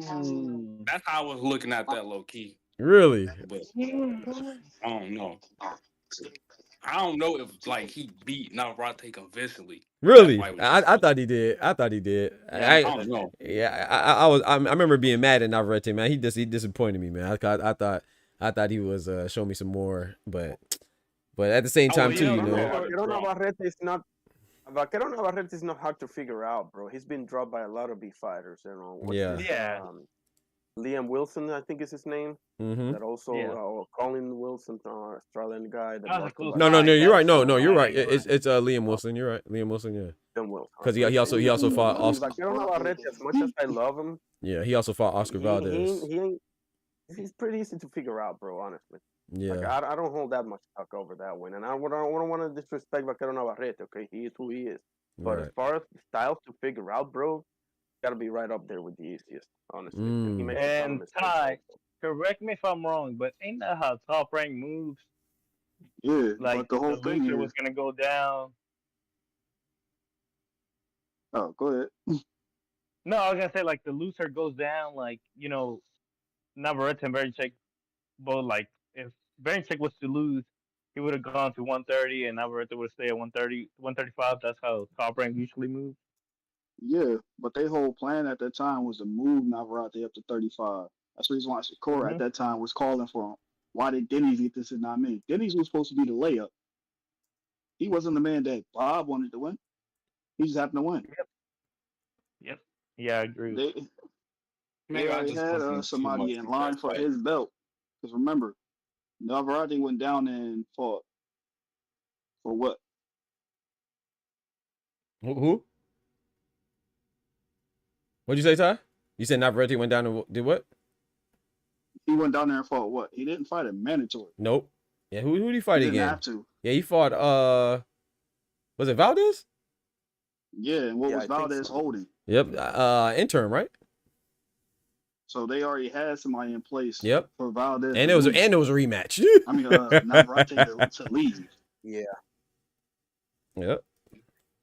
You right about that. And then he's just Frank's guy. He beat that boy up. Yeah, man. That was a decent fight, though. Yeah, I think, and that's I don't want to take away from Keyshawn, but man, it just I don't know, man. And I like I said, I don't want to be a Debbie Downer, but man, that win it could be overhyped a bit. And like I said, I don't want to say that, but man, when I watched it again, I'm like, yo, I don't know, bro. That is maybe Denise was just because I was like, bro, maybe because when they said they wanted Mark Chamberlain to fight him, I'm like, man, I don't think Mark Chamberlain could beat him, but maybe Mark Chamberlain probably would have punched him. Probably would have punched on him too. I don't know, bro. Yeah, I don't know. The top 10, 135. Small for the division. Yes, bro. He's not big like Keyshawn. That's true. Thunder. Yeah, that's a fact. Thunder's not. He's not big like Keyshawn. But I was saying maybe because when I first heard that, I was like, why would they? I don't think Mark Thunder Chamberlain would be Berichek.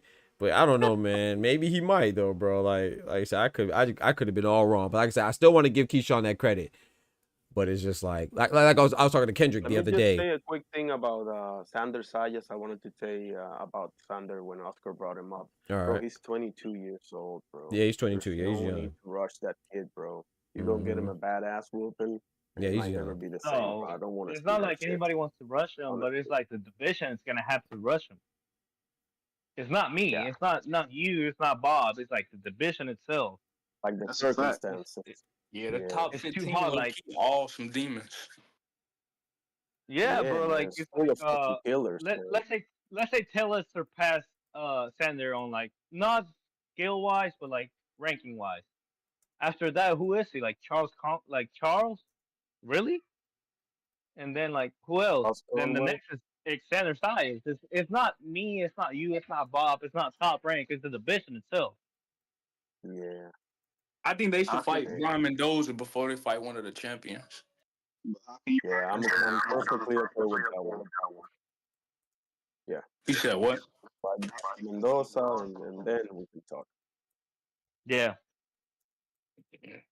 If they make No, him hey, look like how they've been making everybody else look, then maybe it's time for them to get in there with the champions, and they can put on some good fights too. yeah. Brian Mendoza Yeah, I still agree has with that win against Condora, you know. He still has that one. So, I mean, I mean, to let's be get fair, the. he just caught him with a shot in the 6th round, but he was getting his I ass know. whooped He all was 6 losing. rounds. Nah, I ain't gonna say I ain't I mean, gonna say he I ain't gonna does say lucky. I ain't gonna say lucky. I gotta give Fedora some credit, but yeah. I said he caught him with a No, shot. no, no, no, no, no, no, no, no, no, not you. Irony said lucky. Irony said lucky. Yeah, I don't want to say I didn't lucky. say lucky. Oh, I thought you said that was lucky. Oh, my fault. I thought you said that was lucky. No, he was losing. I said he was losing. He was losing. Oh, sorry. I thought I heard you say lucky. My bad. I apologize. Those one of them Lucas body H2O moments. True. Yep. I just don't want to say like I feel like It's still a win, you know. Still a win. I mean, like, you know. Yeah, it's still a win. I wasn't taking away from it, but I'm just if they can make him look like easy work and not get knocked out, then it's time for the champions. Wait, what'd you say, Ty? Now it's confirmed, you know. Yeah. I say give him Virgil. Yeah, I think he Brian beats Mendoza? Virgil. Bro, I think he beats Virgil. Who? You talking about Xander Zayas? Yeah, bro. I think talking Zayas about beats Xander, yeah. Virgil. Yeah, I think Zayas beats Virgil as well, but I am with Irony though. He beats him right. I'm with Irony. I think that he should be he's 22, he's young. But I want to point this out too, Xander's 22, Schofield's 22. I think there's somebody else that's 22 as well. Abdul Cruz. Oh, never mind. He's 47. That's crazy. No, How old you, Lil Hack? He around that age. yeah, but there was somebody else that was we just saw not too long ago. Shoot, I don't remember. Itama is what, 19, 20 now? Yeah, Mazama's 19. Yep. I think I was talking about Brian Norman. Brian Norman's not 22, but I think Brian Norman's like 24, 23, something like that. I think he's 23. Right. So these guys are young, and I do think that we should move Xander on. I don't think he should fight Virgil Ortiz, even though I think he beats him. But I think he should keep on his current path. I think he should stay on his current path. But I will say that there are some guys like Floyd Schofield, which I mean I know this is bad to say now, but some of those guys that are similar age, similar rankings are fighting some champions. Like Kid Awesome, but I can't say that now, obviously. But, I can't say that now, but and the argument he had this morning literally crumbled. Yeah, facts. Yeah. You gotta take that with a little bit of a grain of salt because careers are very different, bro. Guys develop and mature at different stages. That's true. And I don't know, so forth. So I mean, yeah, Mike Tyson was champion at what, 18, 20, something like that. Yeah, but that was him. Right, I agree. I agree. But it's a good. And you gotta look at the divisions too, like who in the divisions at the time. Yeah, no, I don't. The landscape. What you say, Ty? I was about to say it's not just that. We do Kid Austin and Xander totally different. Yep. Yeah, exactly. Xander is on that same pivotal path that we see T.O. or Devin on. He's already ranked. He's in that position. If he's already there, why not let him go for it? Exactly. That's what I'm saying. I'm still with Irony, man. I think he's doing good right now. I'm not saying like keep him away. Like you said, that's a good question. I can't answer that. Like, why not? I can't answer that. I don't know why not. But just for me, how he would be matched. The only thing, like to give him more time, you actually will have to take a step back in the opposition because who else will he have to fight? Everybody that's around him is ranked. He got to fight ranked guys. Jesus Ramos Jr. He said he coming back down. Well, yeah, that's Oh, I don't want him to fight. Nah, I don't think he should fight Jesus. No. Yeah, hell no. I ain't gonna lie. I'd rather him fight Virgil Ortiz. Like I said, I think he beats Virgil Ortiz. I don't know about Jesus. I ain't gonna lie. Jesus look fine. Hell no. Yeah, I ain't gonna lie. Jesus been looking. Jesus look to me. Jesus look fine his last fight. I ain't gonna lie. Hell to no. Yeah. Fine. Trust me. You gotta fight one of them dudes though. I don't know how. I don't know how much. Like I know. I hear you that Ty said you have to fight one of them dudes, but does he? I don't know how much he has to. I mean, let's look at the rankings. Does. Look where he's ranked. Yeah, I know he's ranked. I know he's ranked. Isn't he ranked number 2 in WBO? Right. Right, he's gotta fight one of them. It doesn't have to be the. That's kind of like the same thing with Berlanga though, because like Berlanga was fighting like a bunch of like, okay, who was those? He getting them out of there, and then he fought Canelo. So Xander Zayas, he fighting some good fights, and then he just go fight one of the top champions. It's like who preps him for that? Right. So so he's ranked number 1. Ranked number 1 in WBO. Okay. I'll give you somebody I'd rather him fight. I could what about I think Cordell Booker just said that. Who's he fighting? He's about to be fighting somebody, but he could fight like a Cordell Booker. He's ranked number 5. Fighting Cordell Booker. Yeah, Fedora, that's who it was. Cordell's fighting Cordell, but thank you. So he could fight. Well, why is Josh Kelly still at 154? He's at 160. Why is he still ranked at? I thought he was 160. Yeah, he is, but he's ranked number 3. What? Probably came back down too. Yeah. Number 3 in the W. Yeah, that's crazy. Yeah. But yeah, I think you could fight. Yeah, I mean, no, the Ty's right. Like who? I mean, Nikita Zoo, number 9. So Jesus Ramos, number 10. Yeah, he got to fight. That'd be going backwards. Yeah, that'd be going back. Yeah, I mean, all that's backwards. Yeah, because he's number 1. I thought he was number 2. He's number 1. Yeah, number 2 is Charles Conwell. Yeah, I thought he was number 2. Then why would you want to fight them if you're already there? Like that's what I said. Like the division's gonna push you up no matter what. Yeah. It's whether up to you or to your promoter. Or fight the guy that Madrimov beat before, but fight Magomed Kubanov. Yeah, Magomed Kubanov. Position fighting him. Yeah, because you can start fighting common opponents. Get some common opponents with these guys, and then you can start making your case also, like a Brian Mendoza. That's fine and dandy, but you gonna end up moving down the ranking. Yeah, because none of those guys are ranked in WBO. Yeah, anyway. I don't know, Irony, because then Virgil, he said he wanted Virgil. Virgil didn't say he wanted him. Yeah. So it's like, now you have to make your case against Virgil. Do you really want to see him against a Boychuk? I think he said they reached out, and he said, "Yeah." He reached out to them. No, well, he said that once what's the name? What happened again? Yeah, somebody pulled out. Yeah, if somebody pulled out, he was like he'll fight Who was it again? Oh yeah, Boots. It was the Boots thing. It was the Boots situation. Oh. And he was like he'll fight him. Yeah, that's what it was. But and then they turned him down. You can't pull out a fight you was never in. Yeah, you got exactly. Thank you, Ty. He was one of the people that Man, right. I'm telling you, bro. Ty got his Master Chef cap on, like he's cooking today. I'm telling you, bro. That's a gosh dang fact. Nah, not Tito Murcow. Appreciate the text. Oh, text said I just got a text from a friend said that Floyd. Yeah, remember you weren't here yet, but yeah, I said that, and that's why I was like when that guy came in and was like, oh, we believe everything we hear because we said that Kid Austin's not fighting him. It's like, okay, do you want us to believe that Shakur poisoned him? Yeah, so that's true. Floyd and his team, like I said, when I say Floyd and his team, we're talking about his dad, right? His dad said that Shakur has poisoned Shakur's massage therapist. So Shakur's masseuse, and it sounded crazy too. Go look at the tweet. He says that Shakur's masseuse put some cream on his son. Pause. That's exactly what he said, bro. What? That's what he said, bro. I promise you, I'm not making this up, bro. I'm saying like when I looked at it, it's just like why would you be even using the same masseuse for any? Exactly, Tufo. Exactly. He said that I quote that Shakur's masseuse put some cream. Said Shakur's masseuse put some cream on my son. Yeah, with that voice. Oh man. Hey yo, bro, you can't make this up, bro. I ain't gonna lie to you, bro. Whenever them guys came in, instead of hearing like what you actually read, you know what I heard? What's that? All I heard coming from them was. Thank you. Right. You already know what that is.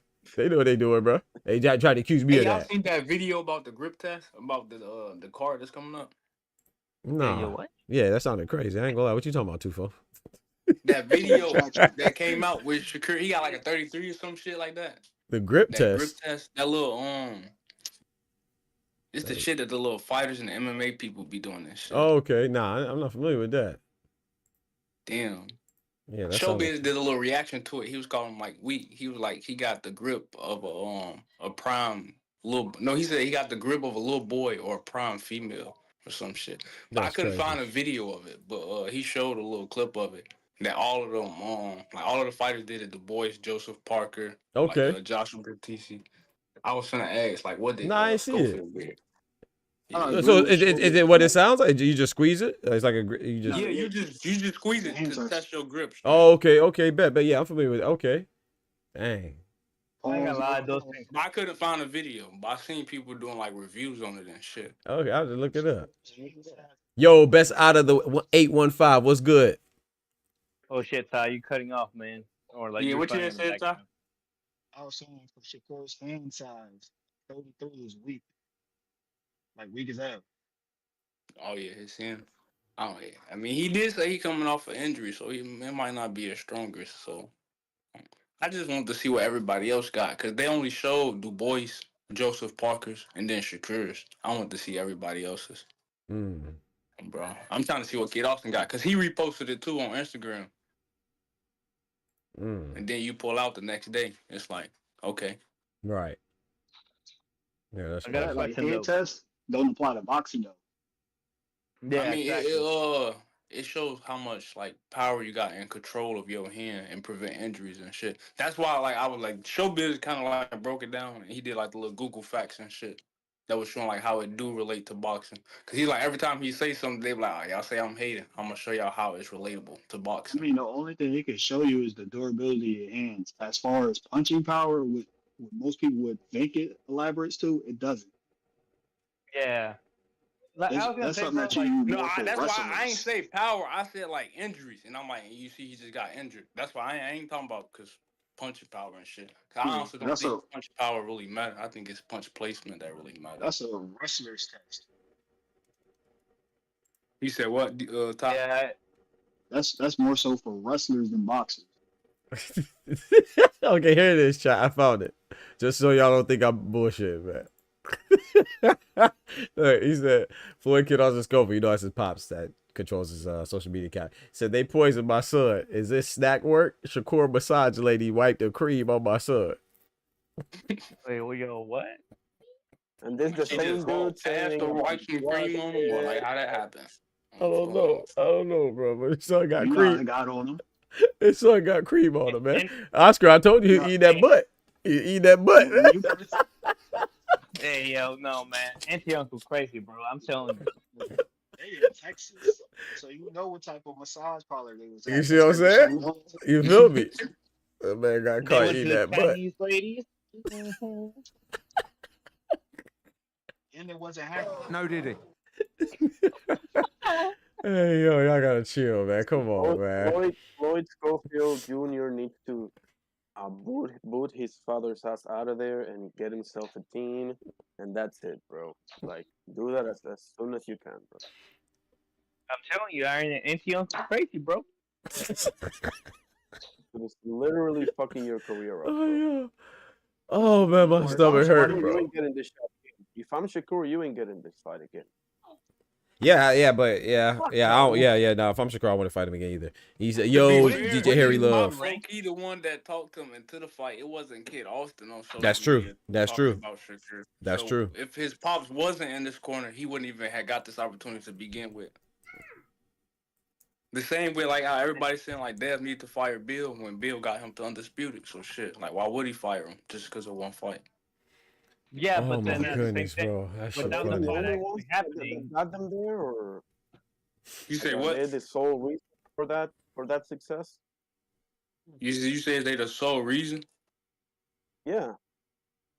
I mean, Kid Austin them started off putting on their own fights. If you had like listened to their own story and shit, like Oscar came to them, they didn't go to Oscar. So like his dad was doing something to get Oscar De La Hoya attention and Bernard Hopkins. His dad should worry about management rather than actually trying to train. Let Ronnie Shields handle that. Yeah. Yes, please. It's a big difference than with build up. They'll He actually said train that him though. something. I don't think a lot of people be listening because he said like other trainers be coming in camp and helping him. He let Schofield like go with other what's called. He don't hold him back. Yeah, but fight night, who do you see in the corner? Yeah. They be around. They just not the main person talking. He needs not be that person. That's Yes. all people say when they talk about him. Him as a marketer or how he manages his son is great. It's the other things people complain about. True. True. And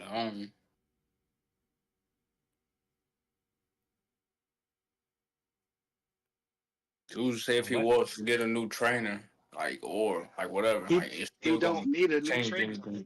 He has a trainer there. He got Ronnie Shields. Yeah, you talking about Ronnie Shields? Because if you look at it, right, what his dad was telling him, it ain't like he was listening to the motherfuckers. His dad was trying to tell him to box. He went back out there boxing on fighting. So, like, who to say he gonna listen to his new trainer? But that's the thing. For fighters, it's you can be telling them the perfect thing. It's how you say it to them. Not everybody got a voice to be in the corner. Yeah, and that's what Ty's trying to say before is like he's got a trainer. He don't gotta chase trainers. He just gotta mind his own fucking business. Yeah.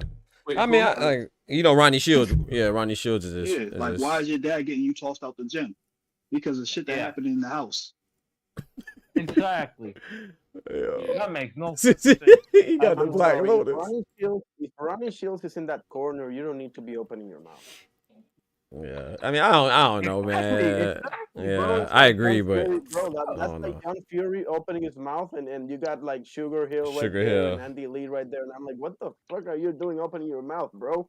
Yeah. That's like Phil Senior telling Eddie Reynoso how to throw a jab. Like, bro, Yo. you fuck up and sit on the corner. Even with that comparison, John Fury, when Sugar Hill was talking to his son, you don't see Fury out there. Son, my son, do that. No, he shuts the fuck up and let the real people handle That's the crazy. situation. Yeah. Facts. I don't know, man. I ain't gonna lie. I'm kind of with Tufo, man. I don't know, man. I don't know. He probably Let me feel do like this. since he got his son to this position. Like, Yeah, I kind of why with stop Tufo, it? man. I'm not saying he's the best. I feel the same way. I'm not kinda gonna lie. with If I Tufo. get my son to this position and then I talk him into a championship fight, like I wouldn't say I'll be using the same tactics that his dad be doing or like Right. doing the shit that his dad be doing because I don't agree with it. But then again, who am I to say what they should or shouldn't be doing? Yeah. But Yeah, hell no. You see that? No, but I haircut? mean, I agree. I agree with what Ty is saying, but I still yeah, I get what they right. saying. Yeah. So, but I just agree with Tufo though. It's like I don't know. It could be his son thing. Like maybe he just. You know what I'm saying? Maybe he is being maybe that's him being responsive. As bad as that look, maybe that's him being responsive to his pops. Maybe if anybody else said something, he would have been even worse. I don't know. You know what I'm saying? That seems far fetched, but you just never know, man. You never know the bond people have. So yeah, I don't know. That's why I kind of agree with Tufo. Yes, sir. I play football. You said if I play football, sorry. Hey, I'm good with NFL football. I follow it a little bit. Yeah, a little bit. Jerry Jones is a great businessman, right? Oh, you said if I follow Dallas football. Cowboys? Oh, no, I don't watch football. But yeah. yeah, I know Jerry Jones, I know Dallas where you Cowboys go. owner. Yeah, yes, sir. Yes, sir. He's a good businessman. know Yeah. where you He's go. a good businessman, right? Hell yeah. Yeah. Yep. He got a man called Will McClay.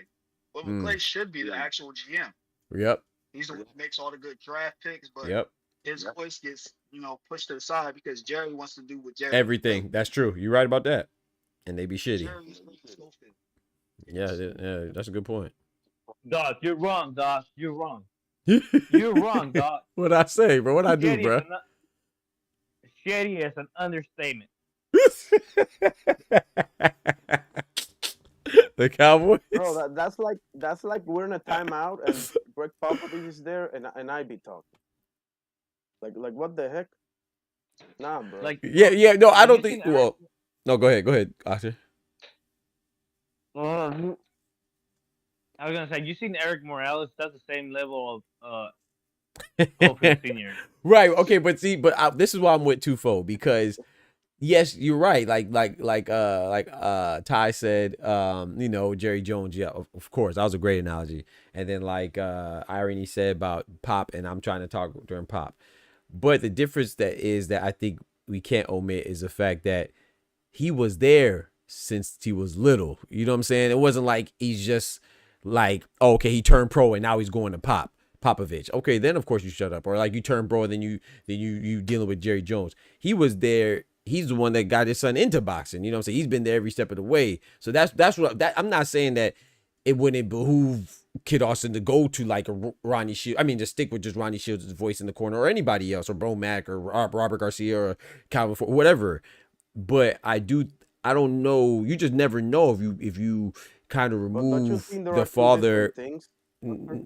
Nah, I don't. I don't think that they're two different things, because what I'm saying is that I don't know if reducing his voice is better for the situation. I know on the surface, yeah, of course, that's what it looks like, but I don't know. I don't know. I don't know how far he would get. Look with Big Baby Anderson. They just put him with Sugar Hill for the Bacoli fight because he don't be listening to his corner, right? He didn't listen to Sugar Hill, and then just his recent fight with his corner was trying to tell him some shit. He talking about I don't like hitting elbows. I'm not even trying to go the distance. Like he not even to his corner. Yeah, that was I trash. don't really think sometimes the trainers got anything to do with the fighters. The fighters just. I ain't gonna lie, I didn't touch that, but I can because I think. Y'all both talking. Say that I didn't hear. When I said two different things was, it's one thing if you know he's been there from the beginning, and that's props to him, right? Like I'm not saying that he should be sent home, you know. Like what I'm saying is, bro, how many world champions have Ronnie Shields trained, bro? Like, you gotta recognize that there's a respect level that should be recognized. I agree with that. I agree. And but, you know, it's like it's evident, you know, like honestly, bro, like I mean two different things, because that shouldn't mean that you should have a voice over Ronnie Shields, bro. No, I'm not saying you should have a voice over him.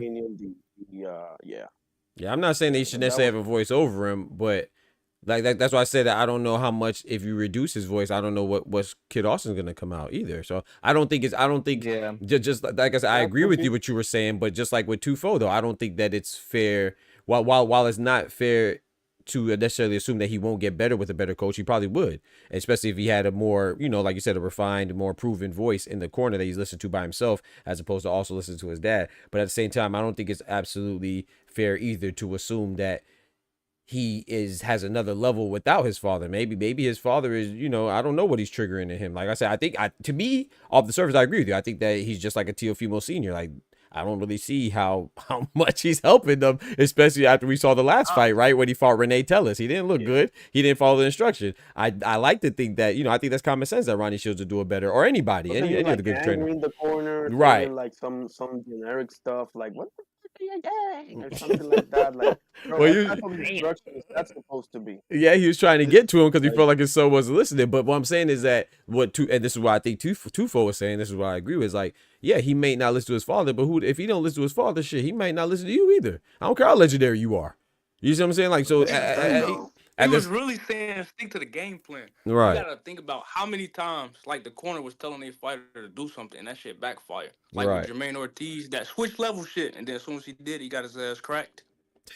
So like you don't want to just be out there keep on yelling out instruction when you could just say stick to the game plan. Oh, box him, don't fight him, son. Box him. If you can be out there like, oh, double jab after Kid Austin throw one jab, he gonna know to counter the second one because you just told him that. So like, I would be listening if I'm Kid Austin, or like if anybody telling who I'm fighting what to do, I'd be listening to their corner too, so I know what I'm about to counter. Yeah, I mean, we have to see, man. From the fighter's perspective, yeah. And then in the corner, he was telling him what to do. He was telling him like, quit switching with him, quit engaging with him, stay on your back for your boxing beautiful, son. Like he was giving him some good instruction. Kid Austin just wasn't listening. Yeah. All right, cool. But from the fighter, yeah, he may get better or might not be. That's on the fighter. That's but true. When it comes to all the other ancillary pieces, you can't be the person that's being the detriment. That's true. Your whole job is to add to that fighter. That's true. That's whether a good point. He listens or not.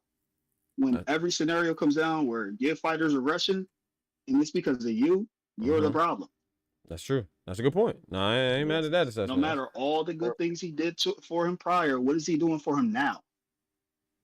That's a good point. That's just like Boots last fight. Everybody was saying, oh, he need a new coach. Yep. Boots wasn't listening because the Boots kept on saying, like, come on, son, you supposed to get him up out of here. Like, maybe these fathers just got high expectation after these long camps with their son. Exactly. Yeah, that's not the same With though. Boots, that's one fight. All right, he may not have been listening there. Now with this other person situation, it's the getting kicked out the gym. It's the Right. domestic stuff. Right. There's Right. so many other problems. Right. This man can't even make it to the fight with his head on straight. Yeah. So Nah. why Nah. should That's he what you're be saying. there? Nah, that's a good point. Yeah, you put all everything Yeah, I collectively. get all of that. Too. Yeah, that's a good point. But then again, like if he do kick his father to the curb, why he got all of that going on? Who his father gonna lean on? If all they got is each other. His father could go back to just managing, and you let the person that actually was training you step in there and take over his role. Yeah, nah. I mean, I think it's a good conversation to have. Yeah, man. I mean, I don't know, man. I don't think it's good to be doing this bunch of roles at once either. Anyway, true. Like I don't think that's a good thing. Yep. I mean, So that young that man could be move for out the some house. people. Maybe, I get what y'all maybe, saying, yeah. but I'll if give you it's that been one. working to get his son to this point, why switch it now? Because I don't know if I can add on to something. Is like Go ahead. you can only take with your team, and this can apply to everything in life. You know, you can only go so far up with the people you have before you gotta make a change. You know what I mean? Yep. And it's like, yeah, your dad got you to the highest level, but he's not a trainer. He's a manager. And maybe he can't So get you any further.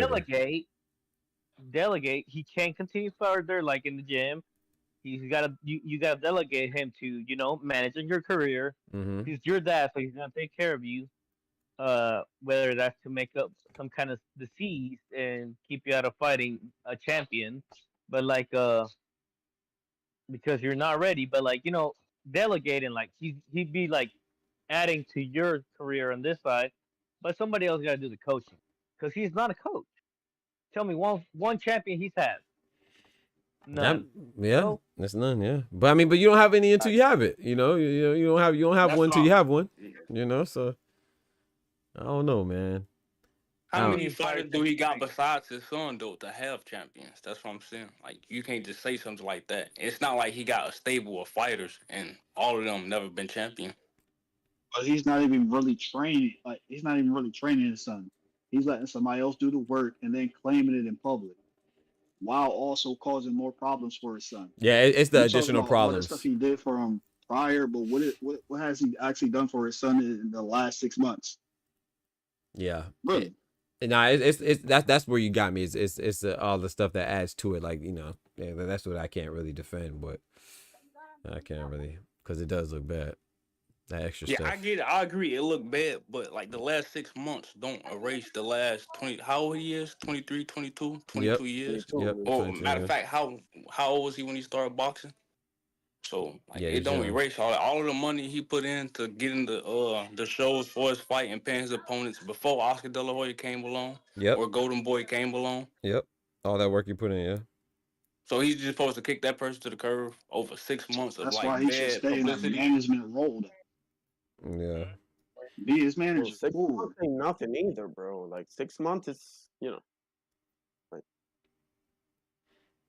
What if Kid Arthur don't want no other trainer though? What if he just want like I want my dad? he got Ronnie That's the Shields. That's thing. the thing. Nobody truly knows what that kid wants. Why? Because his dad is sitting there taking nobody over knows. everything else. Nobody knows. Yeah, Kid Arthur, he Remember said how they plenty like- of times he not a social media person. Like if it wasn't for his Do dad, you like, know the people real probably reason wouldn't why even know if he was a fighter or not. Bro, his dad was like, "You can't have social media." That's what he said. He was never allowed to have his own phone. Exactly. Yeah, bro, that's really whack. Honestly. And the only way you could line up sparring with him, you gotta call his daddy's assistant, who holds the phone. Hey man. It's a reason why his take beefing with his dad. Hey man. Shout out to Joe Jackson, man. Hey, whatever it Well, I takes, mean, a man. lot of fighters don't set up their sparring sessions. Not just him. Yeah, I don't know. I don't. Nah, I think y'all You both can't got. I think y'all just, both got good. Yeah, I think y'all Come both on, bro. got good discussions, man. I That mean, is good way too discussion. much, But bro. you can still reach out and contact a fighter without having to That's touch just like- somebody else. All right, look, Brian Norman Sr. just fucked up his son's biggest payday. He need to fire that nigga. What was his What biggest about payday? Kid Austin? Now you talking I about? think it was like 185,000 against Mm-hmm. I forgot who it was, but it was 185,000. That was his biggest payday. Mm-hmm. They just offered him 1.7 million For to fight Boots. Boots, and they Yeah. turned it down. You mean the fight that was never gonna happen? How do we know that? Let's say Eddie Hearn never notified either of the sanction bodies. He threw out Sanctioned a bodies number, do weird shit all the time, though. so they were going to fight for what? Let's make this make sense. They was going to fight for what? Oh my god. So you mean to tell me Eddie Hearn wasn't gonna make something shake for Boots? Come on, two big names. You don't think one of these sanctioned bodies, like the same sanctioned bodies Eddie that Hearn took wanted forever him to at strip Canelo? 154. Twofold. say So what? you telling me promoters don't lie and they're actually genuine with their intentions? So 2-4. You telling me Eddie Hearn wasn't trying to shop at Boots at 154? I mean, yeah, Instead of trying to get but him what did unification. Boots get now? Didn't Boots get what? Don't Boots got what he wanted? Although Eddie was trying to shop him at 54, what did Boots got now though? He had to put pen to paper himself to get that. You say he had to what? He had to put pen to paper himself to get that. He could have did the same thing with Brian Norman, or Brian Norman them could have just took the fight right back to that situation. He need to fire that man. He fucked up his son's biggest payday. He wasn't ever getting. How we know that? Y'all crazy, man. That's a good point. I see what you're saying. Bodies do weird stuff all the time. Just like with this WBC rule and that WBA rule for sanctioned bodies just be doing shit at random So you times. saying the know that. IBF is shaky? So you saying the IBF is shaky? How long So the have it IBF took for them to strip Canelo? Mm. They just started this shit recently, starting with Bud. No, they didn't just start that. When did you start watching boxing? Because the IBF been consistent for what? The past 20 years? Bud wasn't the first one to get stripped. I'm not saying he was the first one to get stripped, but I'm saying in the recent time of people just holding on to belts. How long Charlo had belts before he got stripped?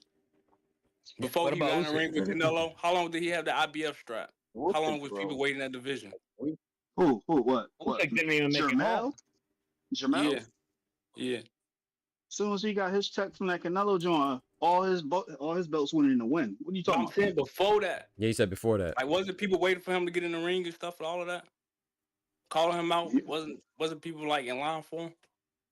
People were fighting like title eliminators to get in line, but nobody was actually mandated at that time. Only That's person like the was same thing with Tim Arnold Smith. Barboza though. How many title eliminators do you got to fight before you get your shot? After that first title eliminator, you need to become a mandatory or they need to be stripped. That's what I'm saying. Like Boots, right? He activated that mandatory. Crawford didn't give it to him. They stripped him. Yeah, That's what I'm saying. Like I see. I see what both y'all recent saying. time, they got back to that. The IBF. The IBF. The IBF been consistent. You use two different examples from two different other sanctioned bodies. Like with Charlo was Barbosa, undisputed, right? That's the WBO. And Crawford was undisputed. Yeah, but you talked about Arnold Barbosa. That's WBO. It's not his fault that Theo got super status, which is 18 months before he gets another one. He's just about to get a mandatory. Now, originally, I'm just saying, like, sanctioned bodies do weird shit, and then you said IBF, and then that's why I used them two IBF terms, and then I was going back to sanctioned bodies in general. That, like, a sanctioned body I would brought do up the IBF because IBF wasn't moving shaky. That's the belt that Boots hold, and he had a mandatory. He had a little period of time where he can negotiate, a voluntary, but Eddie never submitted certain paperwork. Eddie never satisfied, his mandatory. Give him 20,000, step aside. Never did that, which is the reason why they went to a purse bid. And lost. Yep. Yeah, but I will agree with Twofold. I think that I know it sounds like I'm agreeing with him. Like, I mean, both of y'all make some good points, but I do think, at least from my perspective, I feel like the IBF has been ramping up their the frequency which they strip people. I think we only notice it more now because of the names that are being stripped. That's a good point too. This is something they've been doing for the last 20 years. No, not that they haven't done it at all. I'm not saying that, but I'm saying, that's like, what I'm saying. I'm not saying they haven't been doing it. Right, but like how fast they stripped Usyk, that was fast. He didn't even go home, bro. They were like, That's why all I was right, reading the choose fights battle. for rematches and shit. Like, damn, you didn't give him a Right. chance to get his rematch out the way and Right. then fight that man. So, Like, how but we knew Crawford wasn't gonna fight Boots after the rematch with Bud. With EJ. They But just stripped that's that the man. thing. It's not like these fighters don't know what's already obligated to them before they start signing for these fights. that's true. No, that's a good point. That's a good point. But Bud signed on the dotted line, knowing right after this fight, if we don't get this rematch done within that 6 month time period or whatever, one of us got to go fight. Whoever the winner was had to fight Boots right then and there. Just like Usyk knew, yo, the IBF is due because of some whole shit AJ did. That's true. So right after this fight with Fury, I either have to fight him or give up the belt. That's true. I do remember that. I could try to, petition, see if I could get an extension, but it's Wait, on repeat what you whatever just said, they my say. bad. You said what happened with AJ? AJ already had a mandatory that he didn't serve before fighting Usyk. Bro, I'm sorry. I'm keep laughing at the chat, man. They got me laughing, bro. My bad. Go ahead, bro. Yeah. She said, yeah. We agreed to do our predictions for the fight. Hey, we ain't never get there, bro. We ain't never get there, bro. That's funny. Nah, we got good conversation though, and I think I like this because this is like enlightened. What they talk about is some real technical stuff though, bro. I don't feel like too many boxing channels talk about it. Saying, but I just like. No, what you're saying is good too. I know. Yeah, both I just didn't y'all. want them to see that I'm just like totally disagreeing. I'm just trying to get them to see the other side. Right. No, yeah, because I have that conversation too about the trainers, man. I think both y'all, all y'all having making good points. Yeah. Like I've been saying that a lot recently, especially with these like father-son duos. Like, oh, he just need to like get rid of him. Like, man, how we know that? Like, bro, I it's made a just one video. incident. You're right. I made a video about what you was talking about with the Bozy situation and was it Karen Ty? I believe. Yeah, and people were saying that Karen, he need to get rid Karen of. fight. Yeah, talking about he need to get rid of Bozy. I made a video about that. Like, bro, what y'all talking about, bro? Like, what you mean you need to get rid of Bozy, bro? You tripping? But what I do think though, what I think is irrefutable is what Ty said. I think when Ty said that, that other stuff, man, that there's no question that's a distraction. You out here got the, you know what I'm saying, talking about you getting arrested for this other stuff, and now you out here talking about you got your son got cream on him. With like his dad, that video that leaked and all of that shit. I would see You feel me? why people say like You feel me? Him. Right, But right. just That me video. Personally, Right. I wouldn't get rid of him because yeah, of the last facts. 6 months. Yeah, that's your pops. That's your pops too. You got loyalty, man. You ain't gonna That's get what rid I'm of him. saying. But I get why people will say like, oh no, like he been a bad influence to your career right now. But like Ty said too, though, he's not even advocating for get rid of him. He said just maintain his role as a manager. You know what I'm saying? Move over to the side, let Ronnie Shields do the stuff in the gym. Therefore, that way you're not getting kicked out of gyms, jeopardizing your sparring opportunities, burning bridges, ruining the relationship. You know what I'm saying? So I agree with that part too. I think that's but the part that I think that when we say things like that, and when I say we, I'm talking about me. Sometimes we omit. Well, no, I'm talking about all of us. Sometimes we omit, and which I think is what Tufo's saying. If he says it's not easy to be like, hey, pops, can you just be the manager? Out the way. Right, you feel me? Yeah, that might sound good, but pops might be like, right, and pops might be like, hey man, well shoot, you don't want me to do? Oh, okay, bet I'm not just gonna do the manager. I'm not gonna. Shoot, I'll just step away from everything. You got it. You just never know. And that's bad too. That's still to Ty's point. Yeah. That's still bad because that's your ego now. You're not looking out for the betterment of your son. You more so have an ego. You trying to live vicariously through your son, and that's not always. If I was so it's I'm tough. like, all right, bet, let me call my mom. That's crazy. They don't got the best relationship though. You can't do that. Y'all trolling, man. Nah, Oscar trolling, bro. Oscar trolling, I know. But I'm saying that's why I said they ain't got nobody to call for real. Facts, no facts. Yeah, I heard their story. Their story's dope. Their story's dope though.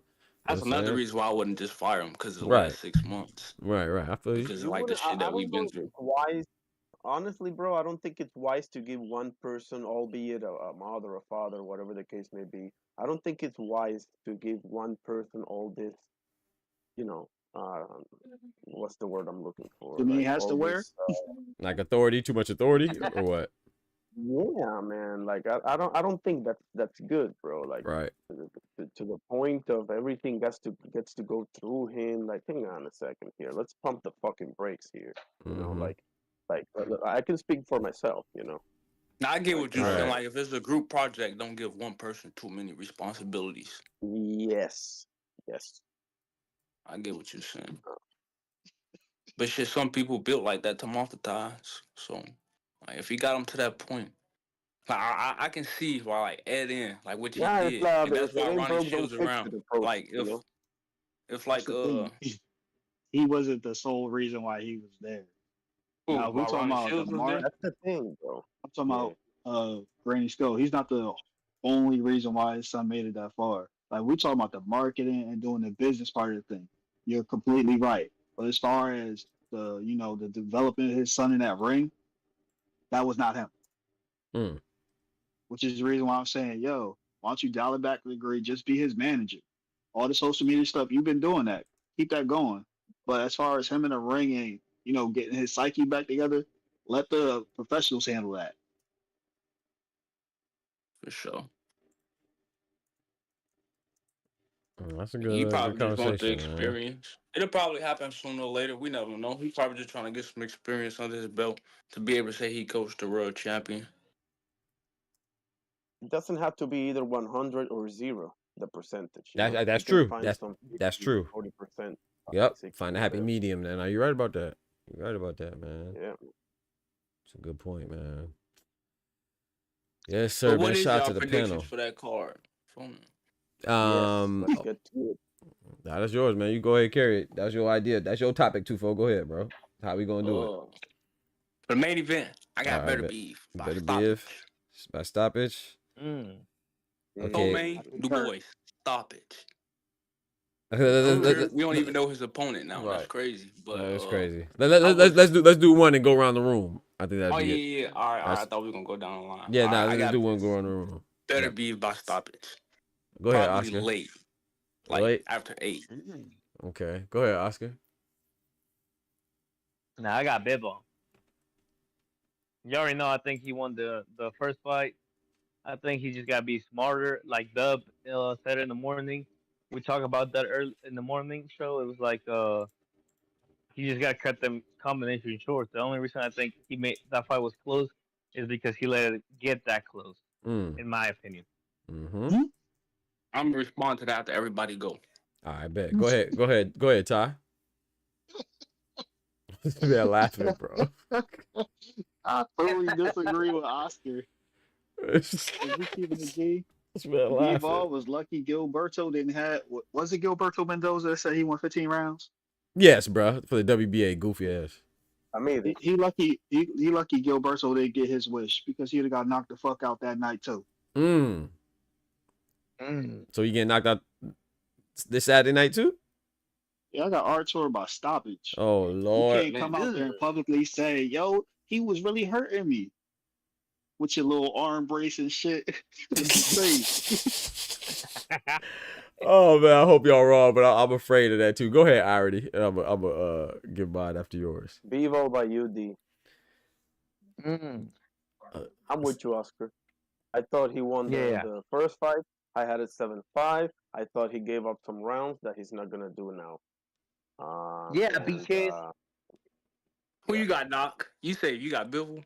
Man, yeah. Okay. I'm kind of hoping for Bivol, but man, I kind of feel like what Tech just said. Like, I've been watching a lot of interviews, and Bivol's a smart guy, man. Shout out to Turby if they both are, but I think Bivol might let his emotions get to him, and not saying he's not disciplined, but I think he might just stay in the pocket for one more second too. Like in the first fight, sometimes he's staying there like a half a second too long. I think in this fight, he might stay in there for a second too long, and man, he might not be able to recover, man. But I'm still going with Bivol by UD. I think I'm going more so with my heart than my mind on this one, because I want to see a trilogy potentially. So I'm going with Bivol by UD, but man, I'm just definitely not your eyes, dude. Yeah. I'm going. Well, Oscar said that Bivol just gotta like open up a little bit more. Is that what you said, Oscar? No, he just gotta stay more disciplined. Cut them combinations a little bit shorter. Yeah. I think he's gonna throw more punches, and I think that's gonna the whole fight. And he Yeah, could but do the it. only reason Bivol took off from 10 to 12 because he knew that stoppage was near. Yeah. If Bivol would have let his hands go any more than he did in that fight, he would Yeah. have got stopped. Yeah, I think he would have got. Yeah. And I think he's That's why he went into that high guard and got on that bike. You're like, oh shit, Yeah, it's that's what I real said. right Like, now. just stay That's always disciplined. been his game, though. Stick to the 1-2, then not so much. Have like a 9-punch combination. You know, it's just like a 1-2, step back, 1-2, step back, maybe 1-2-3. He loves to throw Like that hook, he bro. just gotta be perfect. You know what I mean? Yeah, he could be perfect, but Beterbiev is just a beast. That's hard to be perfect against another guy that's damn near perfect himself too. So they both, and to be fair, Beterbiev has to be perfect too. It ain't like Bivol a beast now. So yeah, Bivol hurt him a couple of times. Yeah, Bivol like definitely popped 2-3 him. times. Yeah, he definitely rocked him. So I think that I don't know, man. I definitely think Beterbiev. He better pray he get old. Yeah, something. I think he gonna go in there with the confidence like I could have stopped him last fight. He gonna get on Bivol ass from round one. And I think that Bivol might try to beat him with some of that energy too. And I think I just feel like just from the interviews I'm seeing and what Bivol's saying, to me it just seems like if anybody's not gonna be disciplined, not saying that neither of them won't be disciplined, but if I had to put money on one of them not being disciplined or being who they are, I think it'll be Bivol because he is emotionally invested. Like, you know, he said, which is a good thing. It's a good thing to drive you, but you know, in this case, you could be like, hey man, maybe I need to throw, you know, we're all human, right? No, man, I don't care how much of a machine you are, how stoic you are. We're all human, bro. So in his mind, he's like, okay, bet. You can't tell me that it's not going to cross his mind like, okay, I might have to throw 1 or 2 more punches just to convince this judge. You know what I'm saying? I know he says he doesn't care. He's saying anything he's supposed to say. But, man, when you win there, that's in the back of your mind, bro, because you can see on his face when he lost. I was shocked, too, because I just like irony. I had it 7-5 for Bivol, 115, 113. But I wasn't mad at the outcome because it could have went either way. You know, they both fought their hearts out. So, but it's just I think Bivol's going to have that in the back of his mind, man, and he might throw a 5-punch combination. It might change it to a 7-punch combination, and that might be his ass. You change that thing, you know? Yeah, man, you might change that 5-punch combination. Go ahead, already. Of all of the opponents that Beterbiev fought, Bivol is by far the hardest to pin down. Facts, absolutely. I think they're both each other's best opponents for sure, in almost every aspect. Statement for this topic. Go ahead. Normally, they say the better boxer usually wins. The rematches, yep. Rematch. Mm-hmm. But the one thing Bivol learned in this fight was he can't hang his hat on being the better boxer. Yep. Because Arthur proved he was comparable, if not better. Because he won. I agree with you from the standpoint that people, for some reason, have been underrating how good of a boxer and how good of a boxing IQ Artur Beterbiev has. I've said that forever, so I definitely agree from that point, that standpoint. Sorry. Yeah.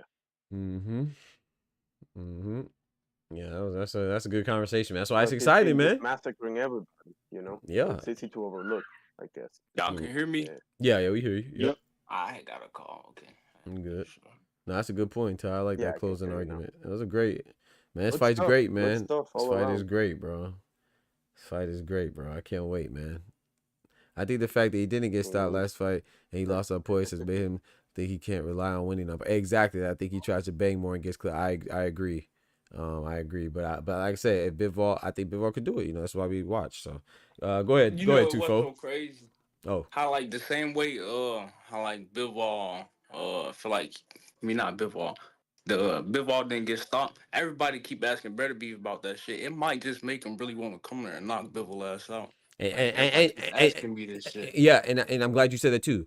Okay, I know I'm not comparing Bivol and Beterbiev to these two guys I'm about to say, but let's not act like you could just go in there and get reckless with Bivol either. You know what I'm saying? So yeah, you're right. Because Beterbiev is like, I could stop him, but to me, he's not saying anything like out of character. I mean, neither is Bivol either, but I just don't feel like him getting a stoppage almost comes natural. You know, I don't really necessarily see that as him going out of his way to do it still. But if he does, And Bivol could spark his ass too. I'm not saying that, you know, saying he's not the biggest puncher either, but he did stop Malik Zanad before. I'm not saying Malik Zanad's our terrier, but Bivol is capable of stopping people, is what I'm saying. He's not no pillow fisted, you know, dude in there either. So yeah, Beterbiev can't afford to get reckless either now.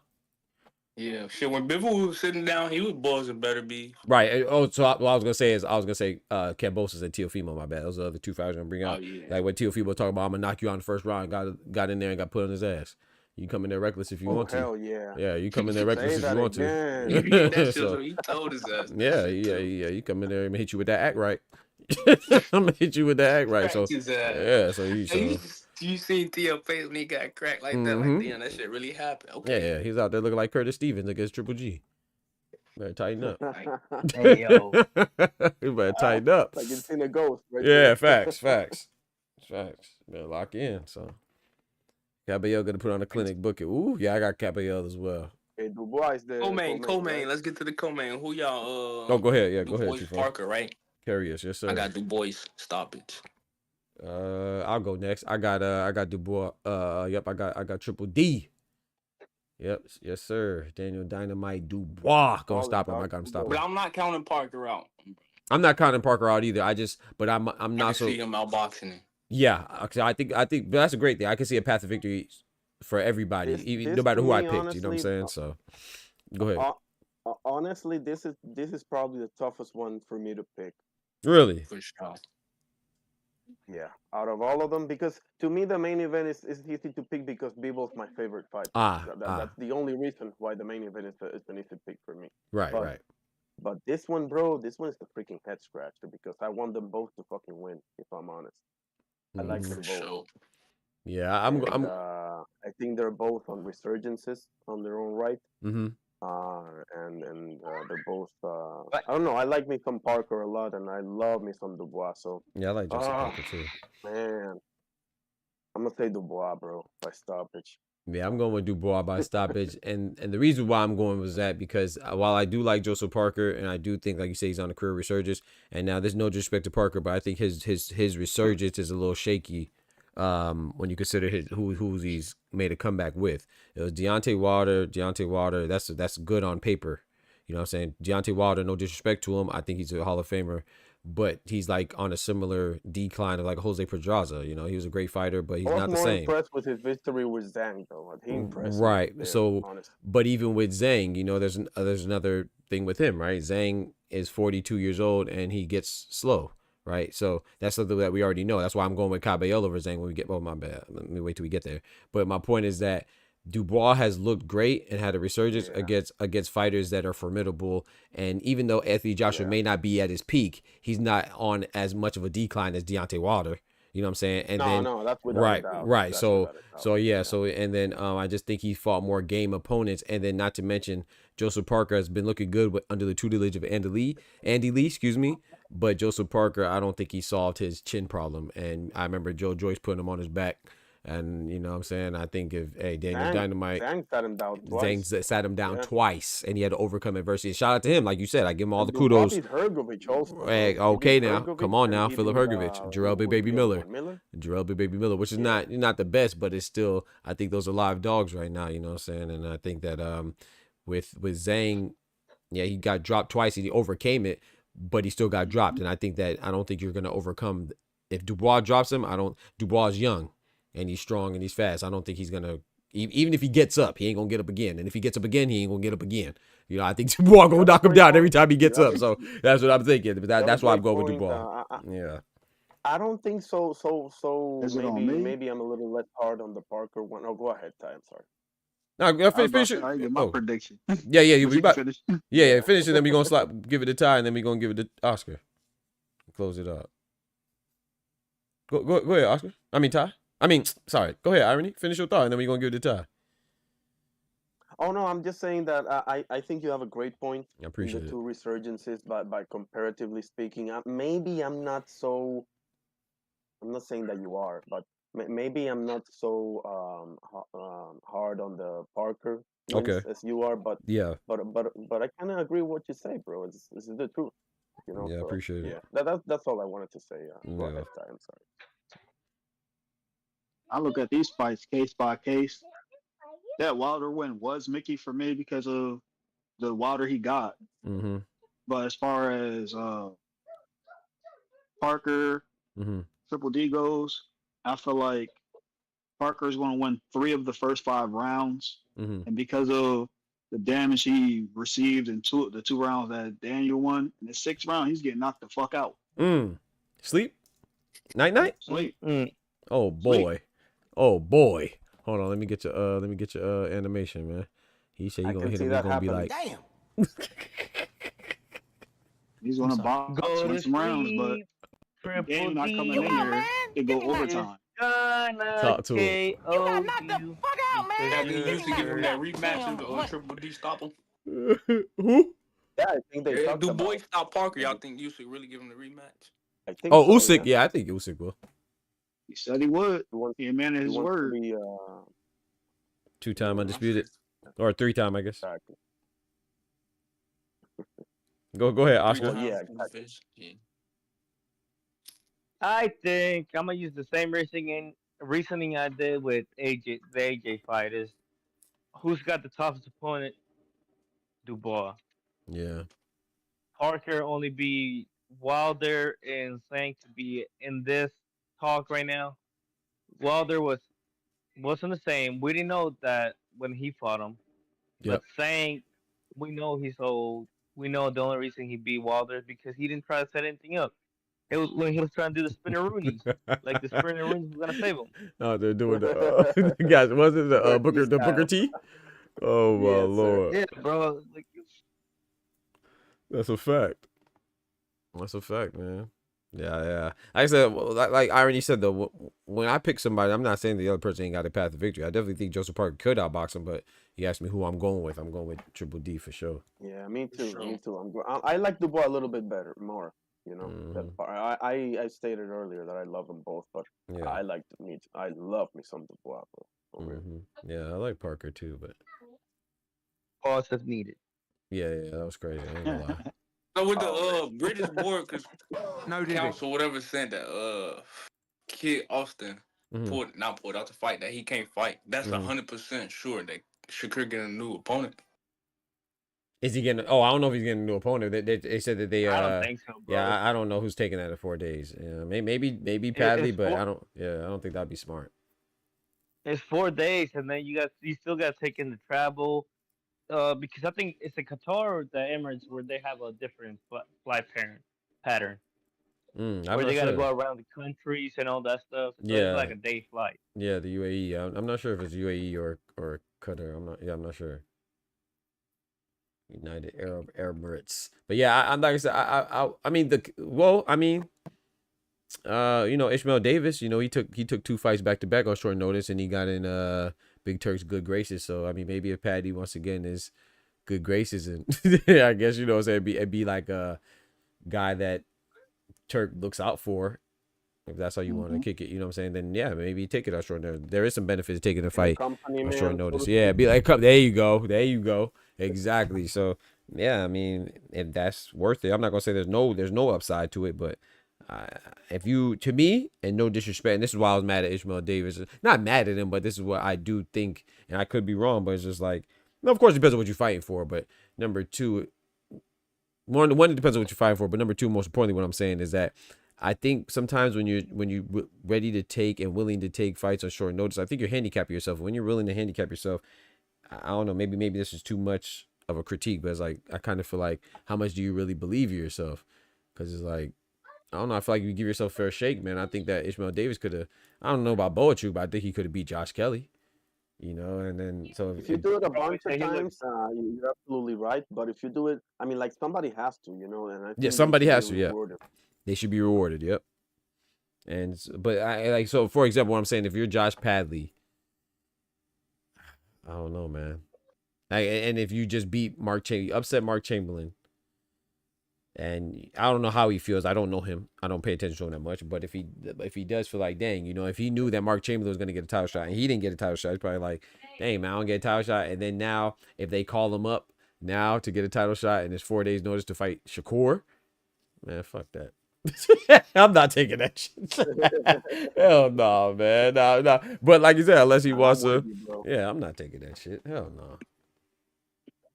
Hell There no. has to be a list of dudes that were already on standby though. That's true. And that might be them because they named those are the two people they named, Ty. So I'm assuming it's maybe them. So maybe they were prepared. Yeah, that's a good point.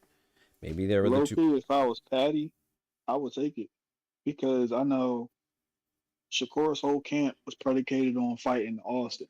Good point. I have the complete inverse to his style. That's a fact. That's a good point. That's a good point.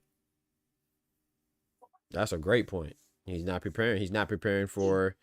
Yeah, I like that. For you. You're not for prepared yourself. for me. Yeah, facts. Facts. He might be prepared, but not prepared for me. Shakur bag is prepared for dude. Yeah, that part.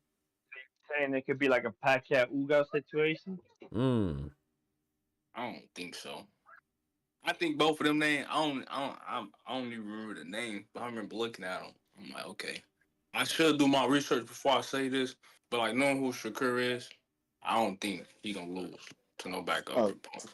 Yeah, I don't know. Beating him for sure. Yeah, I don't remember the other guy. I know Josh Paddy. The other guy I didn't recognize. There's something Guman. Yeah. I don't recognize that name. So if I saw him, respect, I probably saw him somewhere else. Like I didn't recognize him. Go ahead. Irony. In all due respect to Shakur, bro, and truly, with all due respect, Shakur is the type of probably the fighter that you would most take a fight with this short of a time of notice is Shakur, bro. Honestly, like think about it. Like you're not gonna get put to sleep. He's not gonna take your head off your shoulders. He's just gonna outclass you and outbox you, which he has done to every other person that he's fought. Yep. So, like, honestly, looking at it from a fighter standpoint, I think it's worth it. Exactly. Thank you. That's why I was low key saying I don't think that the Kid Austin pulled out. being poisoned wasn't like legit fight because like shit. The worst case scenario, he gonna gas out after 8 rounds of missing and then get stopped. All right. Or he can get caught in the first round. That same body shot he got caught with in Spawn. Had him with the dookie butt. Man. Yeah, you're right, man. Yeah, like I said, I'm gonna be patient, but facts. Yeah, a lot of people would probably rather get knocked out than to get embarrassed. I don't know, because not a lot of people want to fight Shakur. So stand on business, man. Tech. You stepped in with 4 days notice. You got that. That's gonna save you from any. I just feel that way, you know. That's true. The fact that you came in with that short of a time notice, bro, Yep. should be like a get out of jail free card. It should. In that regard. I agree, but would it? But it should though. But I don't know if it would. But it should. Yes, sir, fellas, man. Really had no time to prepare, bro. But I'm about to call it, guys. So, Yeah. Big Dog, I appreciate you having me on. Man, I appreciate you joining, brother. I appreciate it, man. I'm about to slide too, actually, man. We're going to have to continue this in the morning, good Lord willing. I gotta go. For sure, I showed my you dog I'm about to outside. dip too. All right, bet. So we ended I on. appreciate you bringing me up, Doc. You already know, All right, Tifo. Ty, Appreciate you, bro. Oscar, Irony. Yes, sir. Yes, bless, sir. bro. God bless, Appreciate it. Irony. God, Irony. Ty, Oscar, All right, y'all be folks. easy, man. God bless, fellas. Appreciate y'all joining. Yes, sir, man. Shout out to the fellas, man. Shout out to Oscar. Shout out to Ty. Shout out to Irony. Shout out to Tufo, man. And I think Kendrick joined this morning, man. Shout out to him. I appreciate y'all coming through for real, man. You know, we just talk this boxing talk, man. We have fun, have a good time, have some good discussions. And we just want there to be different, man. We want to make boxing talk fun again. You know, a lot of times it's so combative and so argumentative. We're going to get in arguments. We're going to get in disagreements, but I feel like we could do it in a civilized manner and maintain the fellowship that we're trying to establish through our common love for boxing. You feel me? So, I don't know, man. That's just what I aim to do with this channel. I feel like we do a good job. Sometimes I get a little distracted by some of the rude comments by the degenerates in the chat.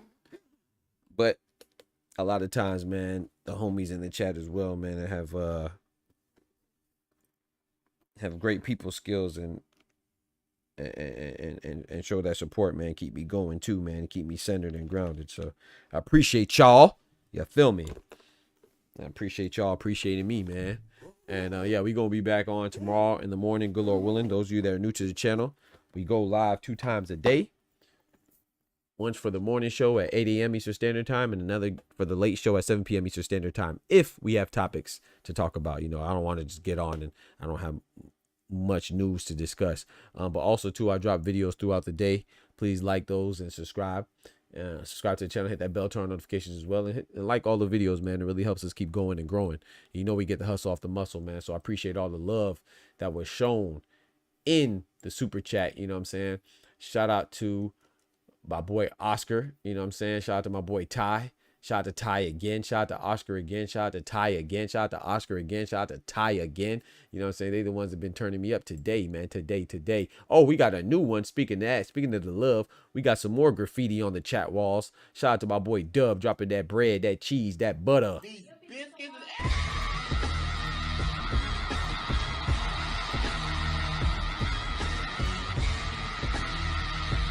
Yes, sir. He said fire stream, super hand Stevenson. Yes, sir, man. Shout out to the panel that came through, man. I appreciate it, man. Debate is what we do here. Argues for casuals, facts, and for bitches. You know what I'm saying? For casuals and bitches. You know what I'm talking about?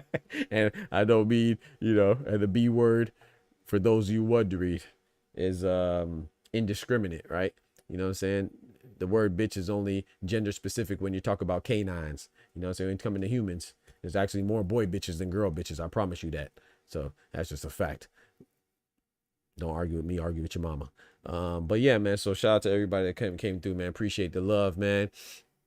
Like I said, if you haven't done so already, man, big salute to all my members, man. Special shout out to all the members. I appreciate it. You keep us going and growing. Keep the lights on, baby. You know what I'm saying? And if you haven't became a member, consider becoming a member. Starting at $3 a month. You know what I'm saying? It's real easy, real cheap. Helps keep the lights on. Helps us keep going and growing. So I appreciate it, man. And shout out to all the members that are already there, man. That turn up for me all the time, man. So y'all be easy. Take care of yourselves. Remember to smack that like button. But most importantly, remember with God, we can do anything. Without God, we're nothing. The doctor's out. Peace. Shout out to the panel. Shout out to all the super chats. You feel me? I'll be back in the morning. Good Lord willing. From the hood to college, both worlds they had to meet. 6 degrees between us, so cold we're about to freeze. But we're Florida boys, hot takes, we bring the heat. We're moving the culture, the engineers to the streets.